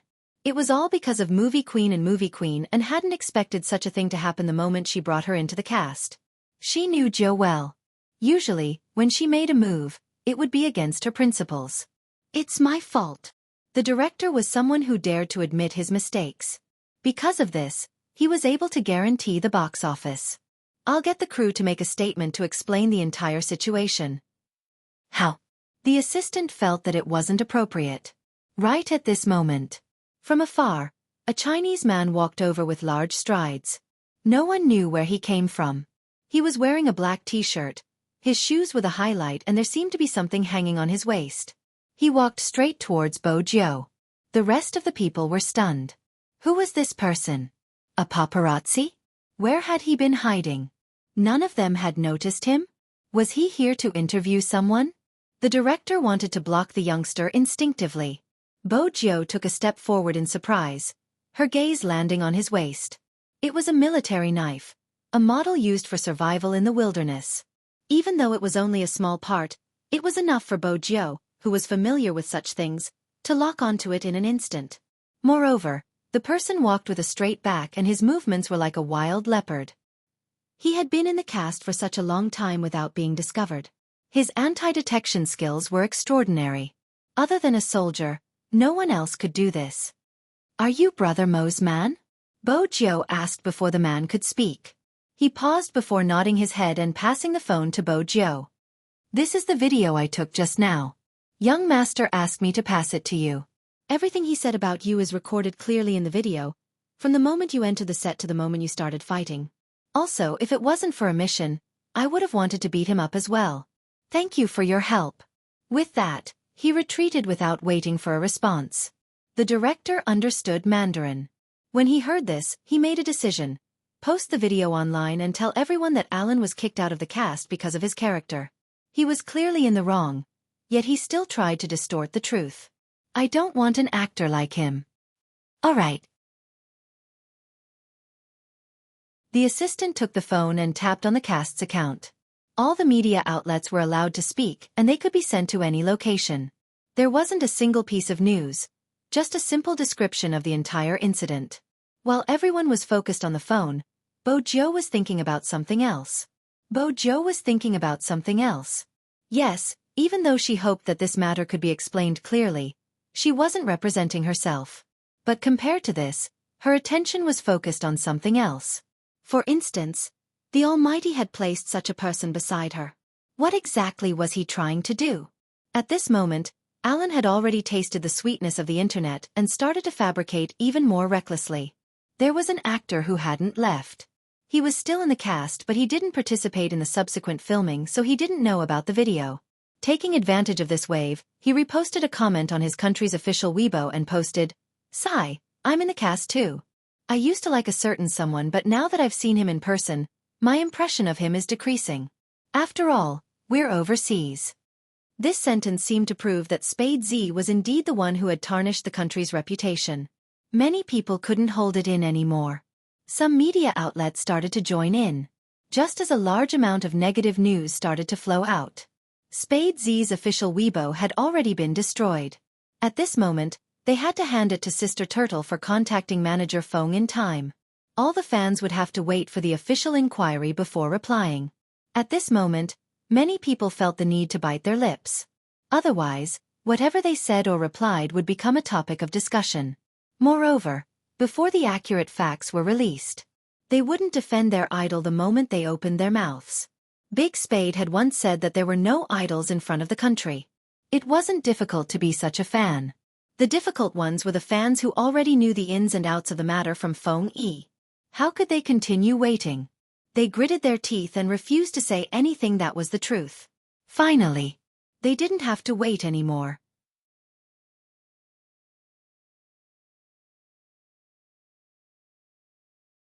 Chapter 1092. There weren't many words but it clearly explained the reason for Alan's expulsion. Those who wanted to know the details could click on the video below. Everyone couldn't help but click on the video. The moment it was opened, a youngster walked into the set with a black bag slung over his shoulder and a hand stuffed into his pocket. The youngster had exquisite features and was as fair as jade. Her silver hair was messy and fluttered in the wind. It was hard to tell if she was a man or a woman. The youngster wore a black earring on her ear, giving off a faint glow. Ostentatious, arrogant, handsome. This was the first time the overseas fans saw her. The first reply was, "He's just a pretty face and the director chased Alan away because of him?" When the video caught Alan cursing, he mouthed, "Chinese pig." At this moment, most of the people fell silent. They looked at the youngster's clear and determined gaze and could already predict what would happen next. But they didn't expect that this was just the beginning. Alan continued to provoke them. There was also a Chinese actor who started to pick on the youngster's aura. But unexpectedly, the climax of the video started at this moment. The youngster came out with her makeup, her black trench coat fluttering in the wind. In that instant, there was only one word that appeared in everyone's mind. Vampire aristocrat. All the fans of the drama began to click on the exclamation mark. F***CK. This is the male idol of my heart. His entire aura changed. How did he do it? I'm going to cry. I apologize for my previous words. I shouldn't have judged if he was suitable for this role before seeing him. It's not just his looks, even his aura is similar. It's reasonable for the director to choose him. I used to think that no one in this world could act like my male idol. Now, I'm starting to look forward to it. I can't wait to see the final film. The filming crew didn't disappoint because the video continued. Alan's intention to take revenge was too obvious. So obvious that some people who were anti-Chinese like him knew what was going on. Just as everyone was worried that the youngster wouldn't be able to withstand Alan's punch. The most exciting scene in the crew happened. The young man's cool movements, and the moment his windbreaker fell, the man stood tall and straight beside Alan.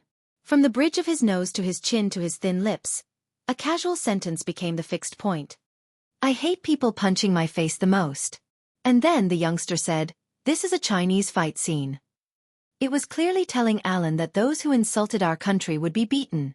At the end of the video, there was a clear record of why Alan was kicked out of the cast, and there was another Chinese actor as a foil.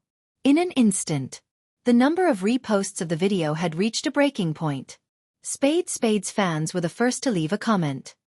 I've never regretted being your fan. Next were more people who could tell right from wrong. Well done. Don't misunderstand, the person who said this was not a Chinese. They were locals. Ordinary people were the same in this aspect, especially the hot-blooded men. This young man's self-restraint is quite good. If it were me, I would directly send this person to hell. If anyone insults my country, I will stand up for them. This is a basic human principle, isn't it?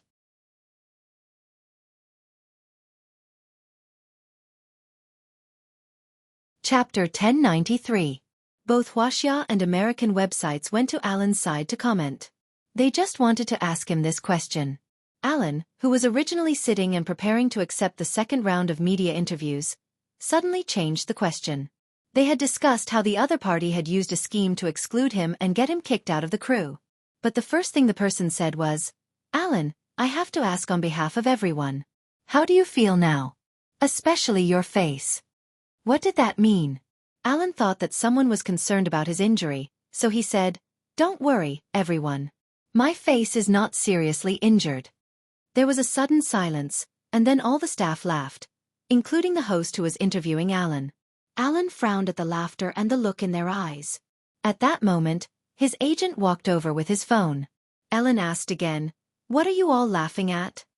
"You'll have to take a look for yourself." The exterior host handed over the phone in his hand. Alan's eyes widened when he saw the comments. In the end, he couldn't even breathe steadily and his face turned red and white. He finally understood what they were laughing at. But this understanding would only make him more embarrassed. Realizing that the camera was still on him, Alan stretched out his hand to cover his face. His fleeing figure was like a mouse living in the dark.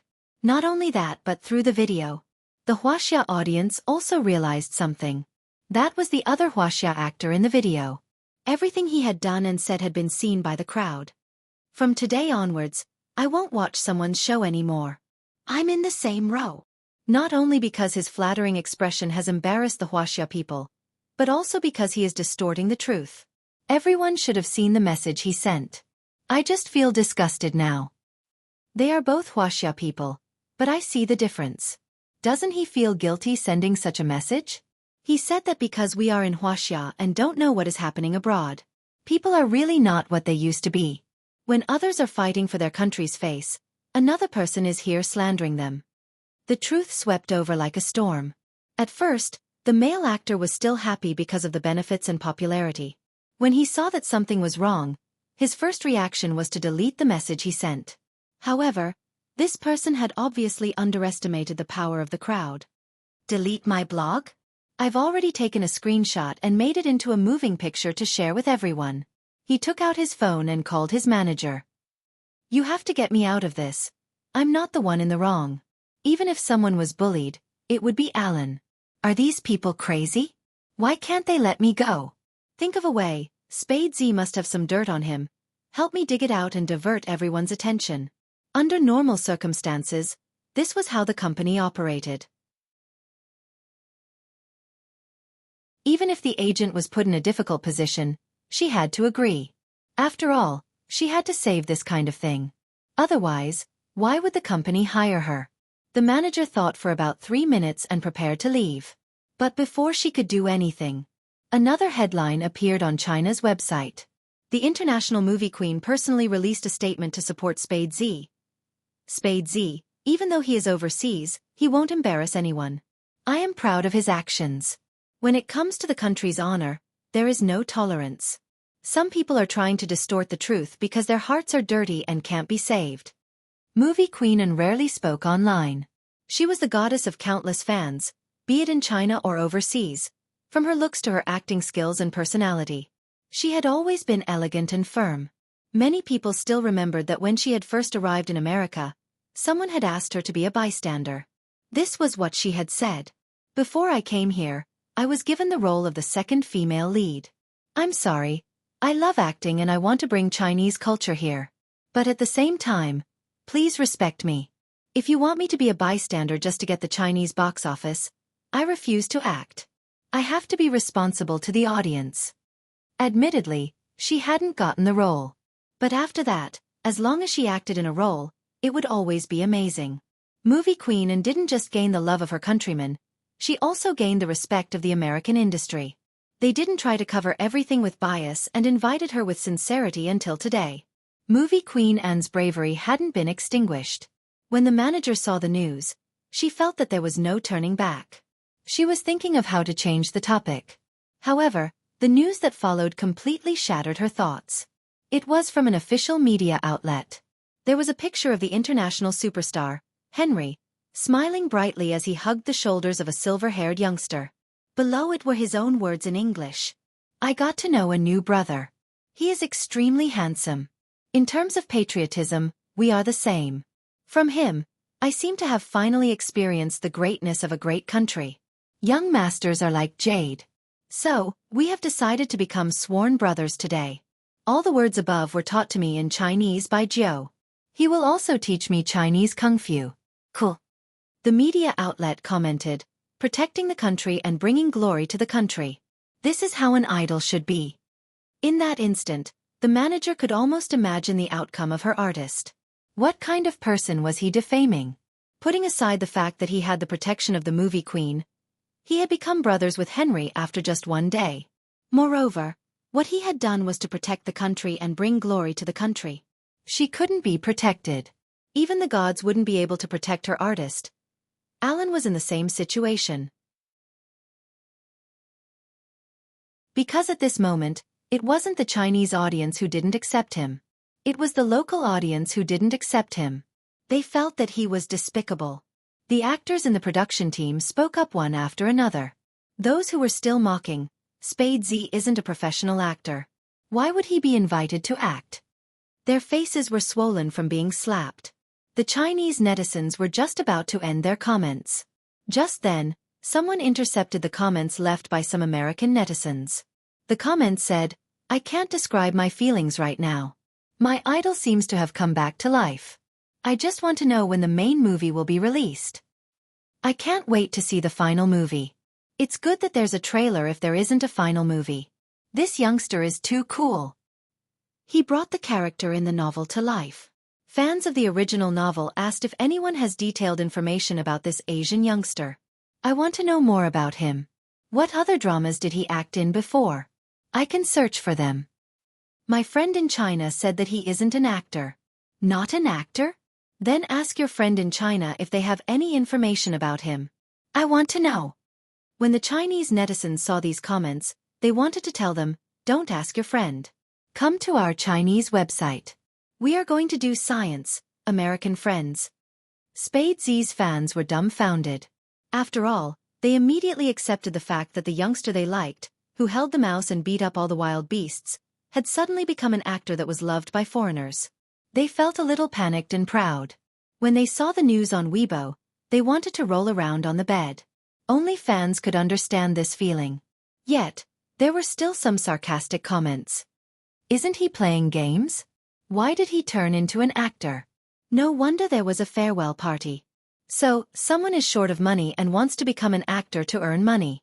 If he's really a rich young master, why would he come to play games? In response to such comments, Supreme Alliance's official reply came. Spade Z is acting out of friendship. This is the only movie. He will not be involved in the entertainment industry in the future. Acting out of friendship? With whom? This was very mysterious. But there were still astute fans. I want to say something. There's something I've been keeping in my heart for a long time, but I don't dare to say it. Now I have to say it. If you don't say it, we'll make you shut up. Am I the only one who thinks our almighty Qin looks like movie queen N? Comrades, don't flatter me. My heart will tremble if you continue like this. Don't they look alike? Please give me a word. I hope it's not just a symbol. F***CK. Girl, my phone jammed. I just wanted to say that you're right. I think they look alike too. They don't just look alike. Look closely, the nose, the mouth, and especially the eyes. Movie queen and has an overseas bloodline. So does almighty Qin. What secret did we discover? Wait a minute. Do any of you know movie queen N's age? Movie queen N's face isn't easy to guess. Let's use logical elimination. Almighty Qin's sister? Impossible. Almighty Qin is his only son. His cousin? They look alike, but the Qin family's cousin doesn't have the surname N. I remember an interview. Almighty Qin said his mother's surname was N. Almighty Qin's mother is movie queen N. So this time, Big Spade's acting out of friendship is because of almighty Qin. Facepalm, why do I feel like I've been fed another round of dog food? I'm convinced by Big Spade and almighty Qin's parents. I've decided to turn off my computer for this PDA show.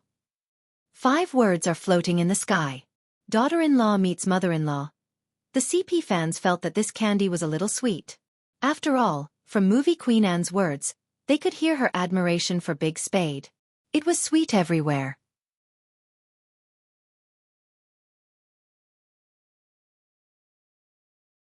Chapter 1094. The chauffeur and butler was bending over to serve tea. The atmosphere was completely different from the Qin family's house. Even the dining table was a European style. The butler's attire and the tea he served exuded an aristocratic aura. Earl Black tea paired with slightly sweet pastries was a delightful combination. Besides, he remembered that his young master didn't hate eating. But today, the butler sized up his young master's side profile, an indescribable coldness in him. What was going on? Qin Mo held onto his phone, his uninjured hand picking up the spoon, eating elegantly. The butler was about to leave. A casual voice came from behind him. It's a little sour. What? The butler turned back. Qin Mo wiped his mouth with a napkin, stuffing a hand into his pocket as he stood up. The pastries are a little sour. With that, Qin Mo walked up the stairs. As an outstanding butler, how could the pastries he made be sour? The handsome butler studied the pastries on the wooden table, dipping his finger into it. It was obviously sweet and sour. What was wrong with his young master today? Was his taste buds out of whack? The butler didn't have a habit of looking at Weibo, so he didn't know what was wrong with Qin Mo. At this moment, movie Queen N and Bo Jio were finally facing each other on the set. Anyone who had worked in a movie would know that filming didn't follow the sequence of the script. Instead, they would film the scene that was suitable for them. The weather was perfect. With the lingering light of dusk, they could clearly capture the sunlight splashing onto their hair. Bo Jio sat in front of a computer, still wearing the black trench coat. She wasn't wearing her hat, her long fingers tapping on the keyboard. The actors watching from the side were still thinking that this scene would require post-production since no one would be able to type so many words and codes in such a short period of time. But the moment the camera started rolling, everyone was shocked. The youngster's fingers moved swiftly, moving up and down so fast that it seemed like an afterimage. A dialogue box popped up on the screen, as though there was some code running through it. Amazing. That was amazing. The director's happiness was obvious. It was also from this moment on that the crew members understood something. The director hadn't chosen the youngster for this role just because of his face. If they hadn't known it was an act, they would have assumed that the youngster was attacking the internet. That's awesome. Joe, you're amazing. Henry was the first to run towards her. As an American, he was passionate and wanted to give the youngster a hug. Bo Jio turned, a faint smile on her face. Harry, do you still want to learn Chinese Kung Fu? Of course. Henry crossed his arms in front of his chest.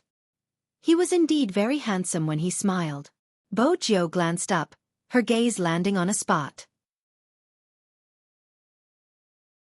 She turned and said, "Do you see the person sitting on the other side of the wall?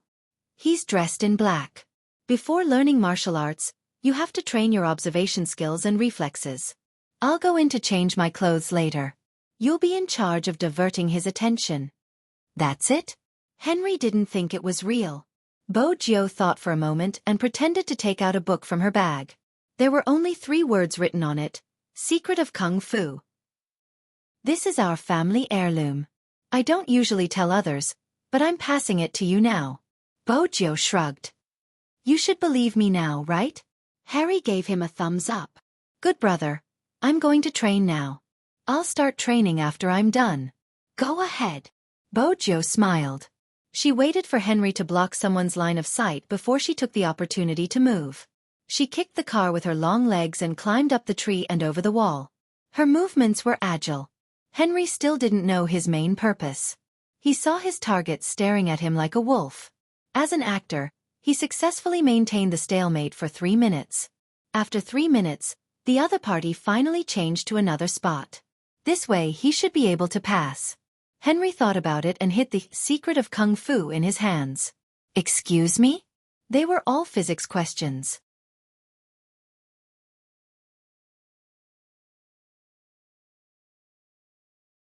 Chapter 1095. The expression on Henry's face changed several times. F***CK. What happened to the basic trust between humans? At this moment, the person who had been watching Bo Jiu appeared. From his angle, he had thought that Bo Jiu had entered the changing room. In reality, the youngster had already passed through the alleys as though she was doing parkour. Bo Jiu moved quickly. She was like a living map with a cheat code. After all, this was her territory. She could take shortcuts even if she closed her eyes. In the end, she stopped at the most famous street in America, Fifth Avenue. There were jewelry, leather, clothing, and cosmetic shops here. Every year, it attracted thousands of tourists. At this moment, Bo Jiu slowed down her footsteps and walked towards an old phone booth. It was located at the entrance of the alley. When Bo Jiu walked in, there were a few black men who were scribbling. They paused and glanced at Bo Jiu, their gaze unreadable. Bo Jiu's attire prevented them from moving, but they exchanged glances. Bo Jiu didn't say a word. She held onto an electronic cigarette lighter with one hand and pressed it. There was a click. She tilted her head and lit a cigarette. In perfect English she said, "Bro, give way." When the few black men saw the silver words flash past, they were stunned. They took 2 steps back. They didn't leave. They just couldn't believe it. Did they recognize the wrong person? How could they see that thing? But they looked up at the youngster. The back view was indeed similar. What should we do? Continue to scribble. Don't care. Didn't you see the thing in that person's hand? How are we going to care? Just do what you have to do. Bo Jiu entered the phone booth as though there was no one else around. She placed her finger on it and placed a coin in it. Then she pressed a string of numbers that seemed to be a password. There was a loud rumble. The wall where the phone was connected to slowly opened to one side, revealing a passageway. Bo Jiu stuffed a hand into her pocket. She turned back and smiled devilishly at the black men who were still sneaking glances at her. You're right, I'm back. F***CK. At this moment, the shock in their hearts could be heard all over the world. At first, those few black men still doubted whether the other party was the one who had beaten them until their teeth fell all over the floor. But now they were sure it was her. But even if he knew, there was nothing he could do. He would suffer internal injuries. After all, there was no way he could beat them. We're all neighbors, just like before. Please take care of me. Bo Jiu flipped over and waved. The few black men outside just wanted to roar. What do you mean by, take good care of me? Bo Jiu didn't turn back as she walked up the stairs. It was a vast expanse of darkness. There seemed to be no end to it. It seemed like no one had been here before. Bo Jiu arched a brow and pressed her fingers against the wall. Swoosh. The lights of the entire place lit up. It was even a little dazzling. Bo Jiao stretched out her arm to block it. It was also at that moment. The whole picture of this place was completely revealed. The two-story building was very large. It looked like a residence, but at the same time, it wasn't. Although there was a bed on the second floor, it didn't look like it was used for sleeping. Instead, it looked like a temporary resting place. More than 900 square meters. There seemed to be something parked on the first floor, but unfortunately, it was all covered by white cloth. Bo Jiao walked over casually. Then she lifted her thin lips and raised her right hand. Swoosh! When the white cloth was lifted, the beautiful and smooth curves of the car with an untamed black luster were revealed. Lamborghini. Bat. The limited edition sports car that could increase its speed in an instant. It got its name because of its cool wings. This wasn't a place for people to stay. It was Bo Jiao's private garage. Other than Bat, there were two other sports cars and a BMW Tomahawk. Bo Jiao stood in the middle, not feeling out of place. It was as though this was where she should be. Little Blackie, I'm back. It's time for you to wake up. Bo Jiao's voice was lazy. But there was no one here. Who was she talking to? However, her voice was effective. There was a ding. Something seemed to be activated. Identifying the source of the sound. 20%, 40%, 100%. The sound source is confirmed. It matches 90%. Sorry, it can't be activated. 90%? At this moment, Bo Jiao finally remembered that she had changed her body. Switch to manual password activation. Bo Jiao sighed helplessly. She pressed her fingers on the car, starting to verify the password. Take note, if the password is wrong, you will have to bear the consequences. Bo Jiao arched a brow. I should have made you more humorous. This reminder is too stiff. With that, Bo Jiao moved her fingers. After she entered the password, the car lights lit up. Master, I really didn't expect you to come back alive. Why didn't your voice match? It turned out that this was a modified car. It was fully equipped with intelligent parts and the navigation system was different from normal cars. I'm still hesitating. Should I let you drive me? Bo Jiao was already in the driver's seat. Her fingers were on the steering wheel. She tilted her head and laughed devilishly. Do you want me to activate your self-destruct password for you to verify? The navigation line wavered. It was extremely serious. Oh, Master, I missed you so much when you were away. I was afraid that you wouldn't be able to eat or sleep well outside.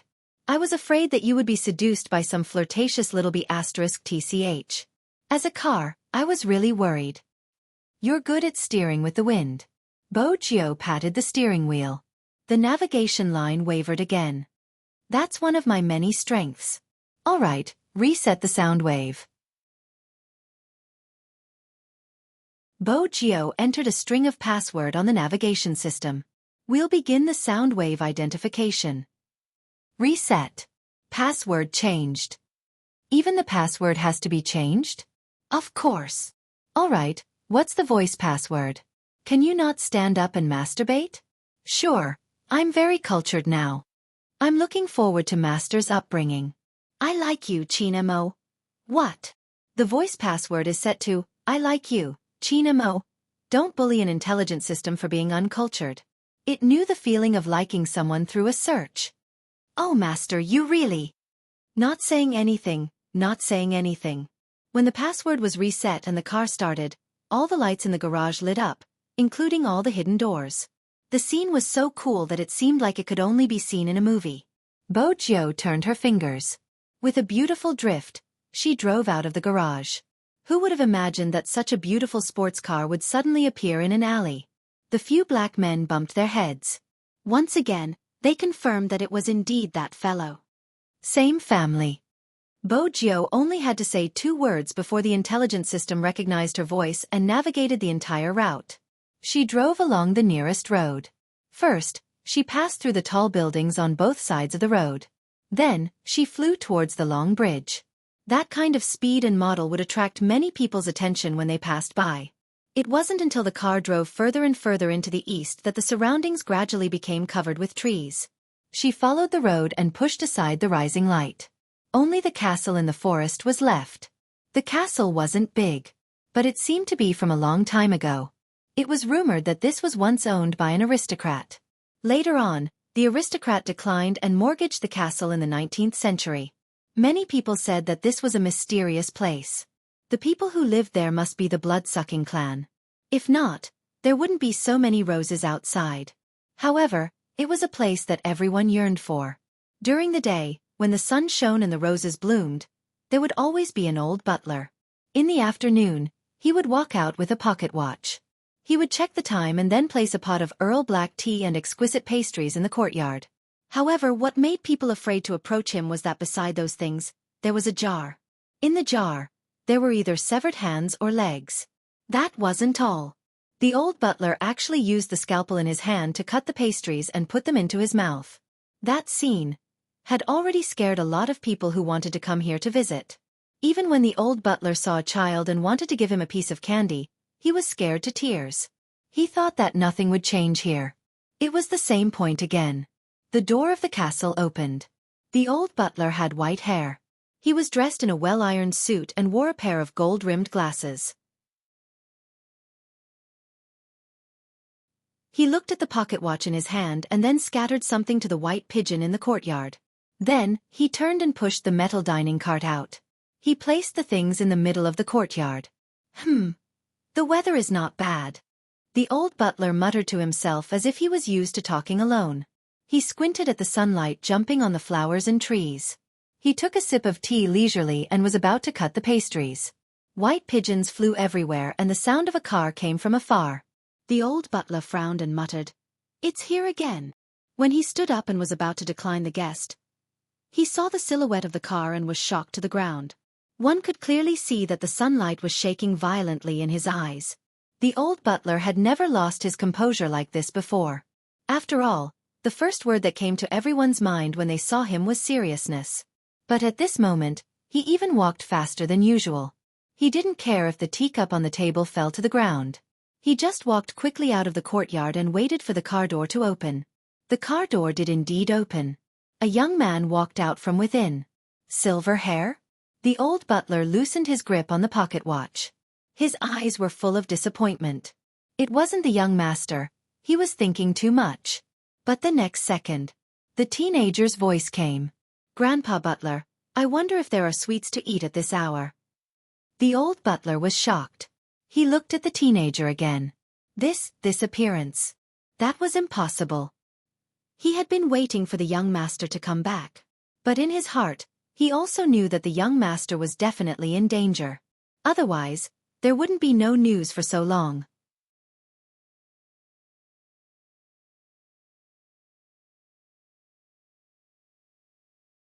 Chapter 1096.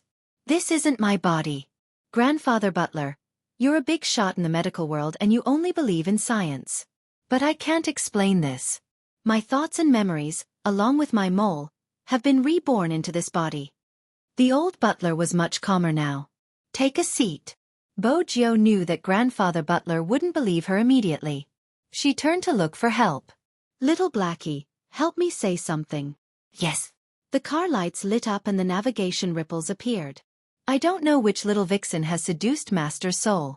Even the password has been changed to, "I like your sultry voice." Grandpa Butler, you have to control her. Bojo. F***CK. Who allowed you to say that? The old butler had always been clear-headed. He believed Bojo now. But from his perspective, he had to be more cautious.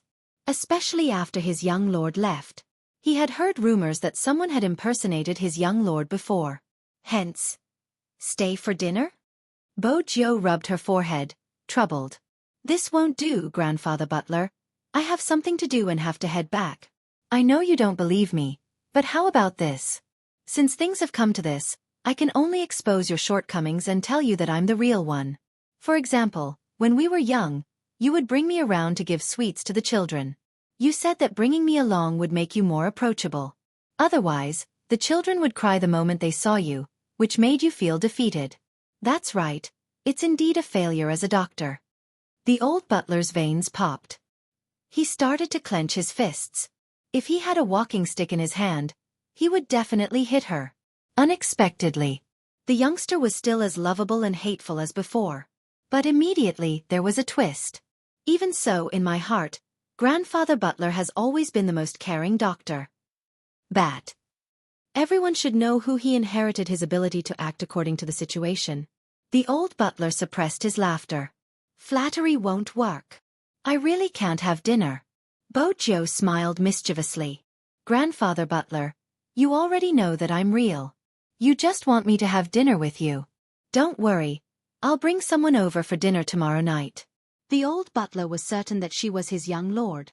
Reborn into another person's body? Stop, Grandpa Butler.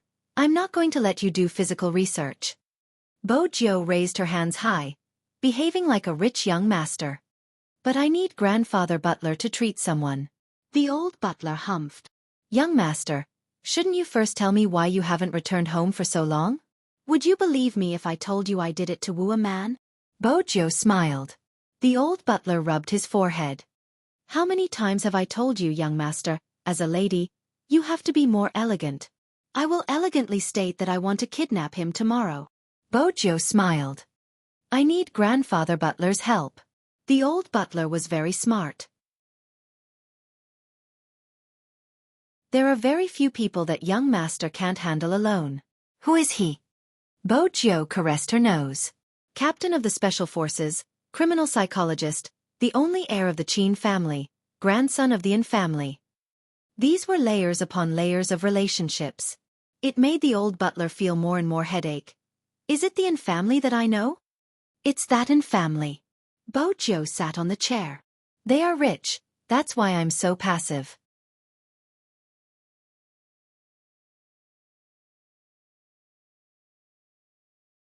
Chapter 1097.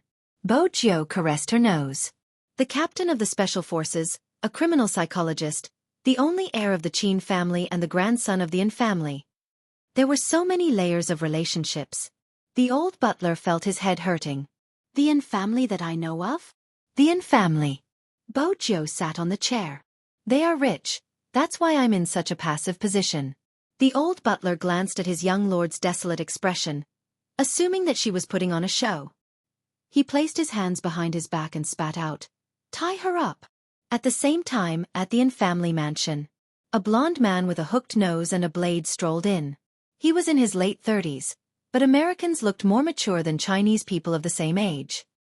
He was dressed casually, but his steps were graceful. Even though he didn't bother with the small details, he was well-mannered. He entered the hall and removed his hat. Is Qin in? The butler was momentarily stunned when he saw the person, but he regained his elegance. Young master is in the study. He was in a rush.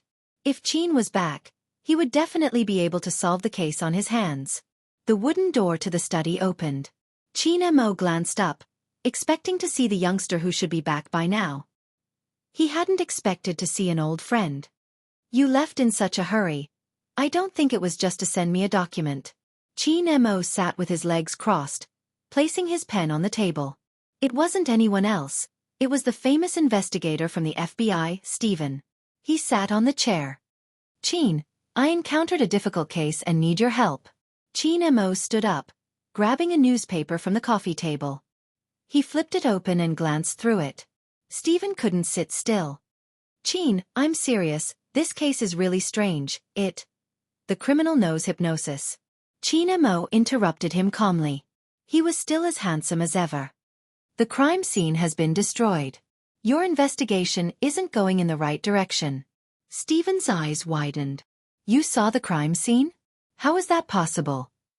Qin Mo reached out and pressed the back of the newspaper, tapping it with his fingertips. Here, the serial suicide case, someone is suspecting the culprit. The photos were taken by the accompanying media. That's it. Stephen's body was no longer as tense as before. I thought you had some special ability to see the cases here from China. Qin Mo was still looking at the photos in the newspaper. His voice was neither fast nor slow. Do you know why hypnotists are successful? It's because they don't just divert people's attention, they can also understand the psychology of ordinary people to a certain extent. They don't necessarily have to be at the scene to get the information. Stephen shrugged. Well, he was now classified as a normal person. There must be a connection between the victims. Qin Mo retracted his gaze. Find the connection. Hearing that, Stephen stood up and wanted to leave. He was very emotional.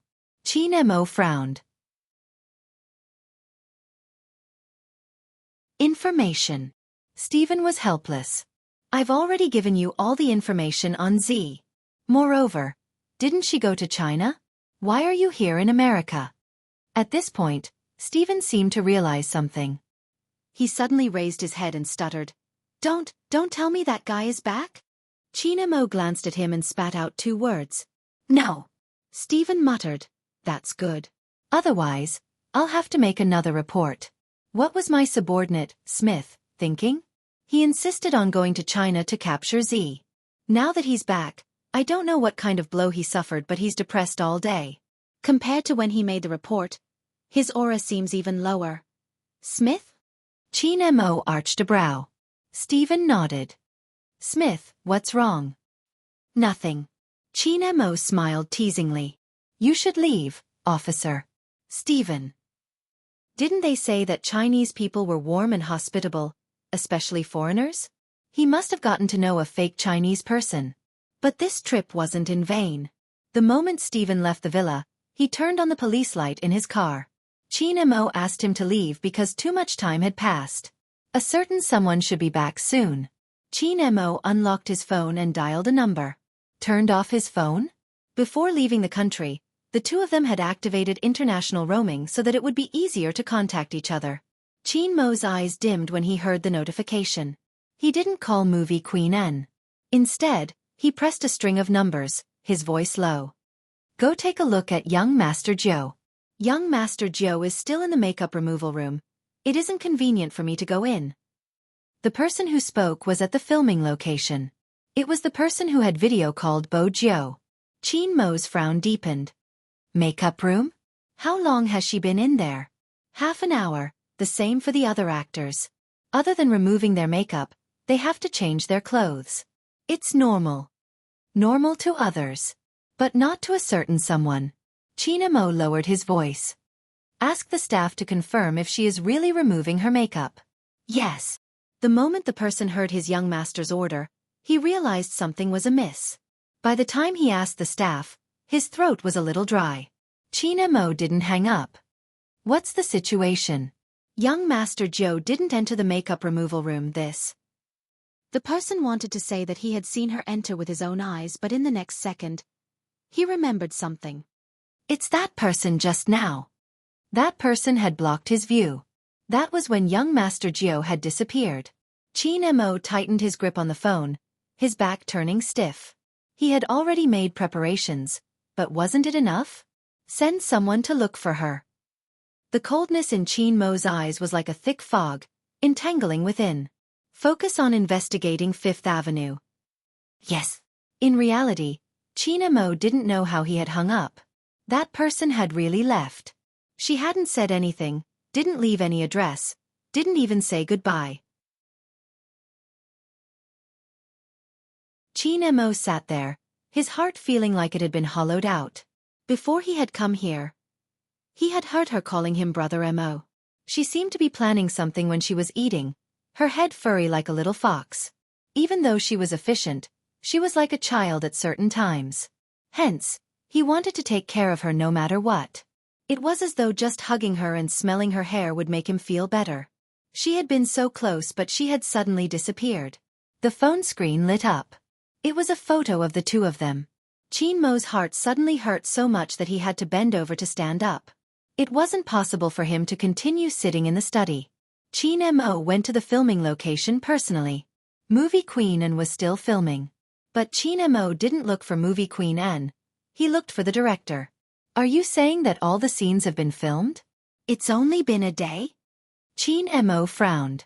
The director sat there, taking a break. I find this progress unbelievable too. Young Master Jiu has a good grasp of the character's personality.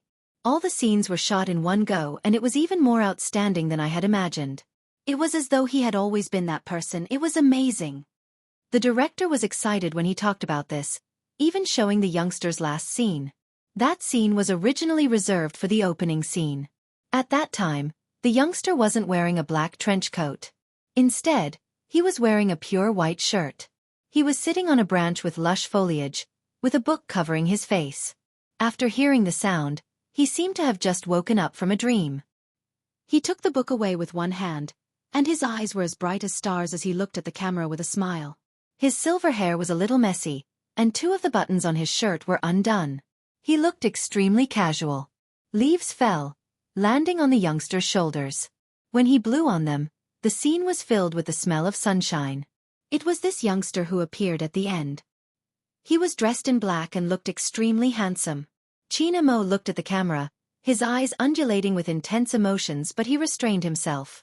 He placed his fingers on his knees, clenched and released them. "Thank you, director. I have something to do. Goodbye." Qin Mo stood up, walking towards the car. At this moment he was certain. Someone had planned this from the start. Although it was just like what the director had said, many people couldn't finish filming in one day. But looking at the entire movie, a certain someone didn't appear in many scenes. A certain someone did not appear in many scenes. Most of the time, it was just her back. Only 3 scenes had captured her face. Therefore, it was not impossible to finish shooting all the scenes in one day. As long as that person had a heart. Qin Mo sat in the car, one hand gripping the steering wheel tightly. He knew she was planning to leave.